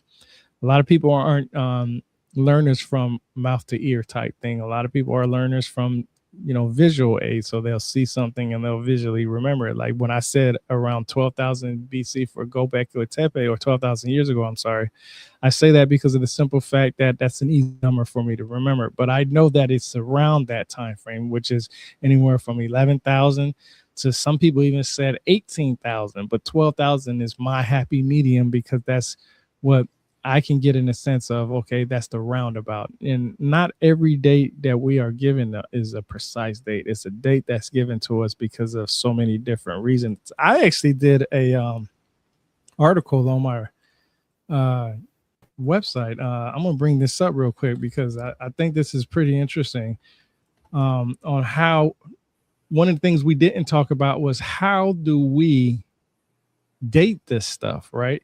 And I actually did an article just July 6th, actually, and it's on my website. It's called Dating Methods in Archaeology, Relative versus Absolute. And I explain it, how did they date certain things from, pottery, stone. Even there's ways of dating stone. A lot of people don't know that, but there is ways of dating stone. Not the stone itself, but the components, like the material that's attached to the stone, like I don't know, like organic matter, for instance, right? I talk about radiocarbon, potassium, argon, uranium series dating. There's so many different ways that we do this stuff, and it's on my website. And I want people to understand that these dates aren't okay. Now stop loading again. I don't know what's going on. But it gives us the dates for understanding how these civilizations and cultures started. Like I said earlier, the idea of how they identify cultures was not mainly, but some of it was through pottery. And that's where we get ideas. Matter of fact, our like I said earlier, mythologies, most of our mythology started off with a depiction of some type of god or whatever you want to call it that's on pottery, and that gives an indication of the history of those people and their religion and their ideas at that time. And it's not always religion, it's just in the Western world, that's what we would call, as far as religion, what they worshipped and so on and so forth, when you talked about the sun wheel and all that other stuff. So yeah, I really do appreciate you coming in and doing this, bro. I really appreciate you having the chance. Yeah, thanks a lot, man. Yeah, definitely. You're always on it. You know, there's history, and then there's bullshit. Yeah. And I feel like 98% of what people say is bullshit, or they're trying to jump on the bandwagon. You know, I've seen so many times where, you know, somebody will post something, and then somebody with millions of followers would get like thousands and thousands and thousands of views. And then the person who actually posted is some small account with maybe 200 followers. And the person don't give that person credit at all. It's like, why don't you? And then on top of that, you know, if I had the funds to sponsor people, I would definitely sponsor people who I feel like is passionate. Too many people want that monetary gain and that fame to be like, I told you so, or I knew this and I do that. And I'm just like, yo, there's about 20-30 books that tells you that people have been doing this for years now, and you just jumped on the bandwagon. And I think I noticed some agencies that they join that they connect with, so that they do all the hard work and footwork for them, because there are famous agencies out of California that these podcasters and streamers connect with. And I think the agencies have strict rules not to reference other people that they put onto their stream. I don't know what it is. Maybe it's payment or something like that.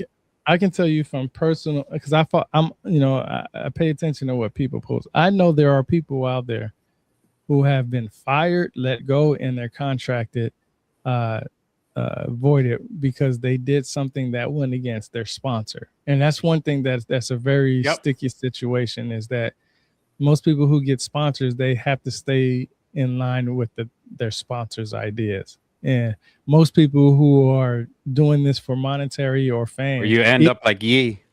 Or sometimes in the real world, you know, money, they don't even care about the money. His is mental illness, I think. I mean, yeah. I don't even talk about him, because his is a whole situation. But the idea of academia and these people is that, like I said, Dr. Keith Chang, when he was trying to find the cure, when he's trying to find a cure for skin cancer, he doesn't get the sponsorship and the help that he needs to, so he does it himself. Now, if people will combine their sources to help him out, it's, you know, just not on a university level, but just on, you know, the cancer societies and all this stuff. If they provided the help, which I don't know if they do or not, if they were to, from around the world, there's no telling how much information we will be able to get to solve this issue. And, you know, with pottery, you know, it gets really interesting, because a lot of people will say, well, these people were, you know, they're primitive because this, that, and third, but we still take stuff to this day and put it in kilns and make our own types of pottery. I mean, pottery is never going anywhere. That's easy. One of the best ways to create so much different art. Now they paint pottery, clay mud bricks and all this other stuff, artifacts. They paint them so it doesn't look like, you know, brown clay and stuff like that. They paint it where certain types of paint to make it more aesthetically pleasing to the eye. But that's only because of the simple fact of our idea of what a beauty is. You know, beauty is subjective. So, but I think that in general, humans love flourish and would put art everywhere. I mean, yeah, exactly. But there's never not going to be art. There always has been some form of art, in a sense. Even like I was saying, that even 60,000 years ago, people making the shells and did it in an artistic way. There literally has just been most of human history is just as art and more art. Yep. Now I agree, some of them were religious or not. Some are just cultural. but we also just love art. We'll put like I said about those bowls having rims. Adding a little rim on it is just flourish and art. It doesn't have any like use. It's just to make it look nice. Yeah, And we absolutely love that shit. I make some art too, you know. There's my logo right there. I put it right here all the time. I got all this background stuff that's art, you know, because it fills up the background and looks good. It makes my viewers comfortable, it makes you guys comfortable, it makes me comfortable that I'm surrounded. Instead of having white walls, it looks like I'm freaking crazy or something with just pure clean white walls. It's like, where the hell are you, in a hotel? You know? So it's like, I love design. I love art. I love the idea of clay pottery. It just tells a story. And that's what people are trying to do. They're trying to communicate a story about themselves. They want to pass on the next generation who they were, why they were here, you know, and what they did, what their specialization was, and who they're passing it on to. That's special. That's important to them. And that's what these clay potteries really mean.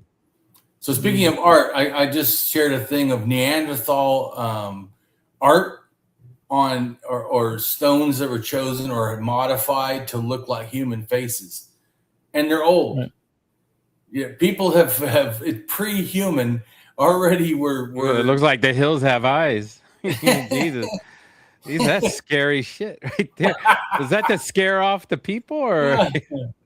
No, I call them ancestors. I'm gonna be honest with you. The one in the middle looks like a troll when trolls existed under bridges and stuff. But my point is, so art is a very universal thing. I mean, it's not like something that people had to wait for humans in higher culture to do.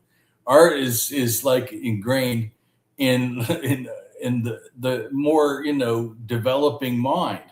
It's not here's like another thing that shows that too. This shows animism portable art, and they're already making, you know, sort of humanoid looking figurines, you know, at 300,000 and maybe even 500,000 years ago. We're choosing rocks that look like faces. It's yeah. Can you show the troll looking rock again? Oh, I have to add it again. I took it off. Oh, damn. That was so good. I like that one. Yeah, that was so interesting. You probably lost it already. It's not there anymore. Oh, I have I have like 400 pieces of art that I have. When you give me a chance, please send that to me, because I really am interested in that photo. So it's part of one of my blogs I made. There you go. You could add it. Yeah. Oh, there it is. Yeah. Hold on. I love that. Right. And got it. Cool. So the point I'm just saying is just to show that art is really even more than and I do think those could have a semi-religious, or, you know, in a sense, or pre-religious sort of nature. I say that they could be ancestor stones. I don't know, but they certainly the desire to do art is absolutely old, and I think that, you know, here's the one for I was talking about the ostrich shells that are 60,000 in Africa before totemism emerges. You know what? I'm going to use that I actually screenshot that thing that you showed up. I'm gonna tell people that, you know, you thought you invented trolling, you know, thousands and thousands of years ago. They have 300,000 years. I think it is. You can't claim it. You can't put the registered trademark or anything like that, because Neanderthals have the registered trademark on trolling. So all those pictures online, you can't share it. Tyrone, go ahead and share the picture I did. There you go. For the one in Africa where they started putting individualistic, like probably family groups or pre-totemistic, you know, you would put different scratches on your so why they would do this, just so people understand. Even like way later, we know that they took ostrich shells, they would make a hole, they would probably eat the egg, like dump it out, and then they would fill it with water, and it was like a canteen. They could carry this around, and they would also bury several of them in the ground. Like an ostrich egg, you said? Yeah, ostrich egg. They would bury several ostrich eggs in the ground, like during the rainy season, so that later in the drier season, they had like backup water. They could just pull out an ostrich egg, pop the wax or whatever, clay or something, who knows, reeds stuck in the hole, whatever stuck in the hole, take that out and then drink the water.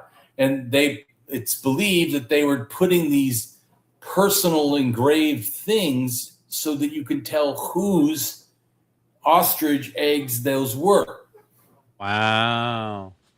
And so that's what I was just saying, that even though I do think that totemism emerged more fully in Europe as they first left Africa, it's not impossible those ideas were, in a sense, already germinating in Africa. That's crazy.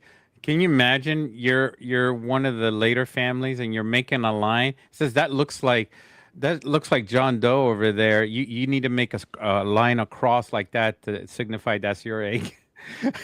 The complications later on down. There's so many lines that this is the youth making them. But the first one was probably one strike. This is mine. And then the next one was two strikes. And then all of a sudden these are like how many strikes on there? So that's like further on down the family line. Yeah, like I said, I don't know, and I don't claim to know. All I can say is, right, I can just say is it is logical to start seeing the developing complexity in Africa before people ever left. That'd be cool. I feel like people don't acknowledge that enough. Yeah, this can become a cultural phenomenon too. So if it starts with one person within the culture, then it just continuously, because they keep doing it. This is very significant, everybody. You might think this is nothing, but this is very significant because it started with one person, and we always talk about the bandwagon syndrome. This is like the bandwagon syndrome. Everyone jumps on board, and this continues on to culture, and it lasts forever. And here we're looking at a lot of lines, meaning like it lasted for a very long time. It's so funny you brought up this, and we're getting up to 2 hours, so that's good. But I want to bring up that bring that back up. It's interesting you brought that back. You had that up because of the simple fact that those are ostrich eggs. Correct. Now there is this Lumbango bones. I can't remember if that's exactly what, you know what I'm talking about. Well, I can bring up that also because I have a thing of the different bones. Yeah. So those sketches on those ostrich eggs almost mimic those Lumbango bones. Here's some bones. Yeah, those right there. Yeah, but actually, the bones start for sure in Africa even older, and I have a thing of that also. Yeah, they have some that's older than that. Yeah, and that's actually some people believe from the historical side, the science side, is that is an indication of the women's menstrual cycle.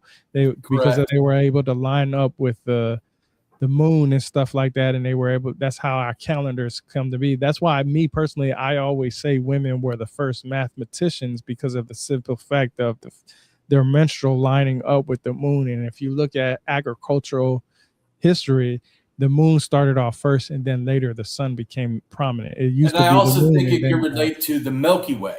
Yeah, because the Milky Way is the pathway to the souls, and when you can see the Milky Way the best is when the moon dies. The new moon, when it's all black. Before the moon starts coming back and being reborn. Mm-hmm. That's the one time that the Milky Way, and also the time of the ancestors and stuff. And I show that the oldest of these type of scratch lines and whatever, 78,000, 73, 74. Are all in Africa, way before those other bone things. But yeah, and that's why I say that a lot of people don't know this type of history. That they'll see something somewhere else and they'll say, "Oh, that's pretty new," and I'm like, "Yo, you can find that right in Africa." I've actually did that with somebody. Somebody had posted something, and I said, "Oh, you can find that in Africa." And I explained to them, "Hey," and it was a female too. And I explained to them, I said, "That's why I say women are the first mathematicians, because of the simple fact that that's where it relates to." And they were like, "Oh, I never knew that before." And it's because people don't know this because they don't care to. Well, I'm not gonna say they don't care. it's an ego idea where they don't want to see that something in Africa is older, and then they'll go on to say, well, it's very primitive. Well, before we started building cars, we was riding animals. So I mean, look where we came from, and then even today we still ride animals like horses and camels and all this other stuff. So our old And mentality reindeer. never. I think actually we might have rode reindeer before we rode horses. You know what? We need to talk Siberia. about that when Christmas comes around, because that's actually a historical thing to talk about. So yeah, I agree with you 100%, bro. You're fascinating with your history, man. It's Lambambo, yeah, Lambambo bone. Yeah. That's what Fat Jesus put up there. It's very, very, very, very interesting, and That's 43,000 to 44,000 years ago. Is that Which right? is younger than the 78,000 years in Africa. Yep. Which I don't hear most people even referring to, and I'm like, yeah, it's a lot older. The only reason why I say Lambambo bone is because that's where even in, you know, even the idea of this Lambambo bone goes back this far, is the idea that we can find this stuff everywhere, though, right? The sketches, the depictions, and all this stuff, and that's just an agreed timeline. That's not an actual saying. But then that also, speaking of Africa, go to the other picture I have there. Uh-huh. That one is showing a whole bunch of stuff like in together, showing how Southern Africa had a lot of things going on. Yeah, that's Go why when people say Sub-Saharan Africa, I'm just like, man, y'all. I was like, I can tell when somebody's on the big you guys Africa. can call it the hashtag lines. Yeah. So yeah, I mean, you know, for modern society, you know, you guys can call it the hashtag lines because these are just lines inside bones and stuff like that, and they look like our hashtags of today that we use when we're texting. Yeah, hashtags got to do with numbers. So that's And see where it says L1 200,000 years ago, most of humanity was down in that area near the Kalahari Desert.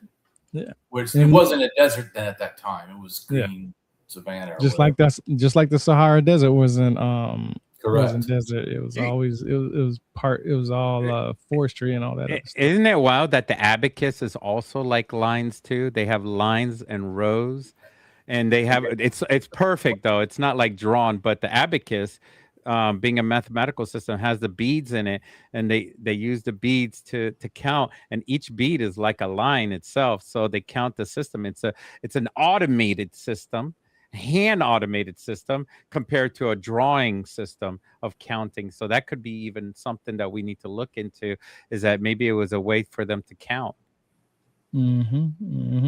Right. True that. So and here's a picture. Speaking of, you were talking about writing stuff.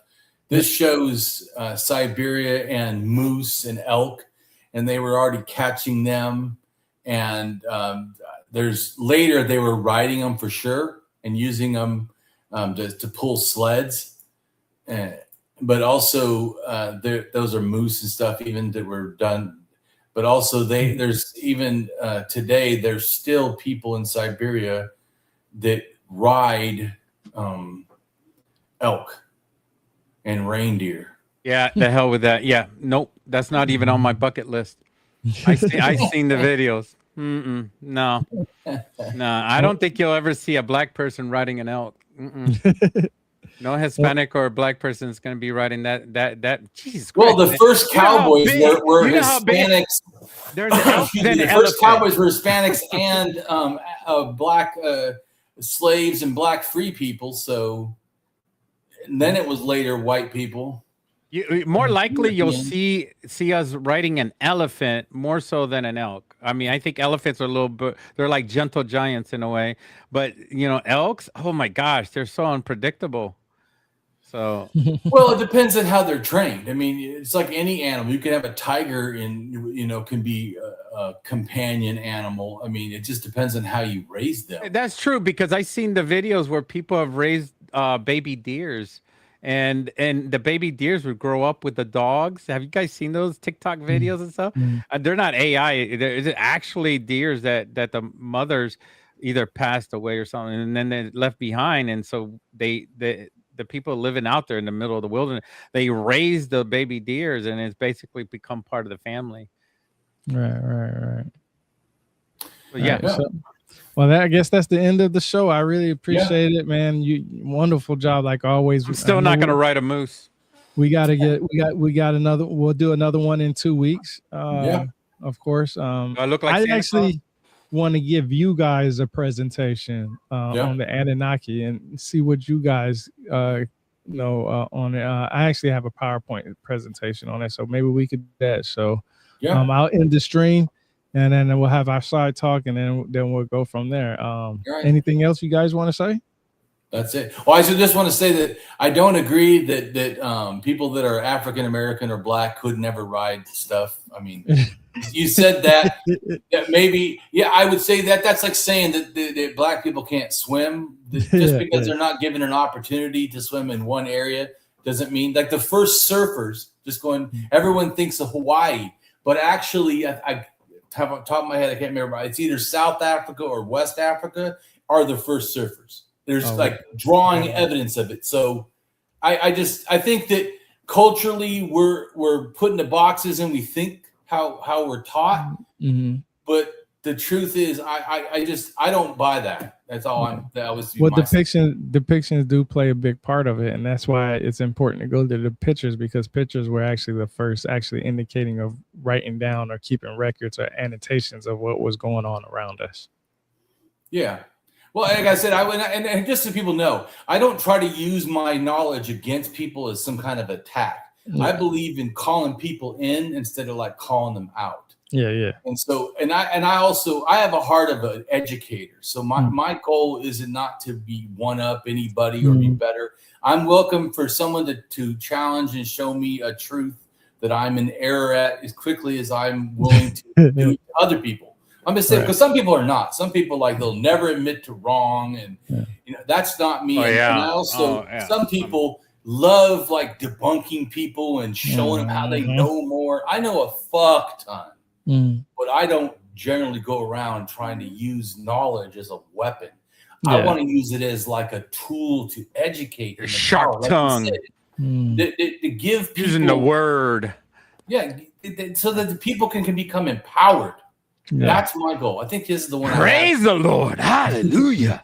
I think this one is one that has the nations right now. You're going to be taken down. Oh, yeah, right there. See right there in the corner of the Southwest Africa, there's a person surfing, and it's older than Hawaii. Oh yeah, I see it. Yeah, right there. Yeah, and it's Africans. So I'm just making a comment that I know that people nowadays have ethnocentric views and limited cultural things, but it's not accurate to who people are. We're not I know we all are Americans, but that's how we've culturally been forced to think. I'm a human, part of the humanity. Everyone's part of my humanity. I remember when I lived in Southern California, I would go down into Mexico and volunteer at orphanage. And this one guy said to me, "Man, why don't you go down to Mexico? You could help people in America." And I said, "I don't know. They're only 30 miles away from me, and they're in deep need. How could you tell me I'm wrong for going to an orphanage and helping children? The fact that you think they don't matter, but someone 4,000 or 3,000 miles away in New York is matters the most to me, or I should see them as in the most need." I just, People, it's like the homeless people in Miami. I always rode my bike through there. Everybody else drives and they don't see them. They ignore them. But I always ride my bike through there. I help out with the church inside the city. They're not there anymore, the church, because the big company bought the church and everything. But the thing is that, you know what they did with all those homeless people? They shipped them out. I don't know where they ended up or went anywhere, but they just treat them like they're savages, and they used to be people that work, that pay taxes and all that, because the cost of living in Miami is astronomical, right. And most anarchists don't call it homeless people. We call it unhoused people as a societal's ill, not the person's responsible failure. The other word that I hate the most is needy. The needy. I hate that word. When people go around and say the needy, I'm like, you can't use a better word than they that. classify them. They classify them. you know, and they do that on purpose because they want to bring sympathy within the culture of that city. Say, oh, they need help, come join Yeah. us, let's donate money and a cause. This is a problem for everybody, you know. Maybe it's not a I problem. wish they said that. I think that it's actually kind of not. They say the needy is they're the takers. They're the ones that are leeching off of us. Yep, yep, I yep. don't. I mean, I wish people had the attitude that we should be caring for others. That to me, Yeah, that's the healthy. That would be yes. the civilized. That's what Is we that do we? with our grandmother and grandpa. That's what we Yeah, do with our family that is retired and done. How could we think like that on other human beings I when agree. we have our own family members? And some people just throw away their family members in old folks' homes because they just don't want to deal with them anymore because they're too busy with work and too busy with their lives, you know? And that mentality, that cultural mentality is why we have such low numbers in birth these days. It's affecting us all together. It's like a disease, and it comes Selfishness. back around. Yeah, the selfishness is a disease. It comes right back around. It's deep rooted, and we need to stop that. We need to adopt the Italian culture, the Spanish culture. They take their families home. They take care of their mothers, their grandmothers, and everybody at home, which is amazing. I find that so freaking, and they're always walking. There's like 90-year-old grandmother still huffing and puffing, just going fast, going back and forth, cooking and everything, enjoying life because she's taking care of the Well, I family. think it's good to take care of our own culture, but I personally, as an anarchist, don't see cultures. I see humanity. I wish that we would have that attitude for everybody. There should be no place in the earth where a child is hungry. None. Zero to me. Mhm. And we should care about it because this is our fellow humans. It just Mhm. like here's the another piece of art that relates to that. Can you share it? Yep, bringing it up now. Yeah, we are one human family. The Genome Project confirms the genetics of 3 billion humans are 99.9% identical to every person. On the average, only 0.1 different genetically from every person on the planet. Mhm. Yep. Yep. I feel like that we have to think. I do agree we should care about elderly like other cultures that do. But to me, I want us to think way past that. We're all the same. We're all one people. This separation of borders and cultures is just it's a abstraction. It's not the reality to me. Anyways, I appreciate you telling me, man. I'm gonna tell them how I see it. He'll be back. People Damien will either be like back. me or don't. I don't say what I say so people like me or not. I just say what I feel is true, and you know, and I also, as you know, have evidence to support why I think it's true. Right. But Right. To me, but you're like a professor, Mr. Adhope. I'm going to call you Professor Adhope because you teach me so much about history and life and everything, and you're drawing up all this stuff. I mean, I'm surprised you don't have textbooks, man, because No, you he's got a really book do it coming all. out. He's You got got a a book book I have a coming coming out. up? book coming out, but I haven't made that my goal because my goal has never been about trying to get money. But I do agree. I am going to work my book, and have been getting my quotes and my stuff because I want to help humanity, and I have worked for years and done tons and tons of art and research and stuff trying to better humanity. My goal is to better humanity first, and then worry about other stuff. And so that's why, you know, I don't say things that are, you know, that other people would feel are politically correct because I'm sick of being correct in that sense where we don't offend people that have offensive ideas. I personally don't care if I offend people with offensive ideas. Well, What I want to do though, right like, now we're offending people in another country because we're Americans as we speak. So they have a cultural biasness towards Americans. So when this goes out internationally on YouTube, then people from that country are going to be like, oh, let's give it a copyright strike or something like that Yeah. because they're biased against the Western culture.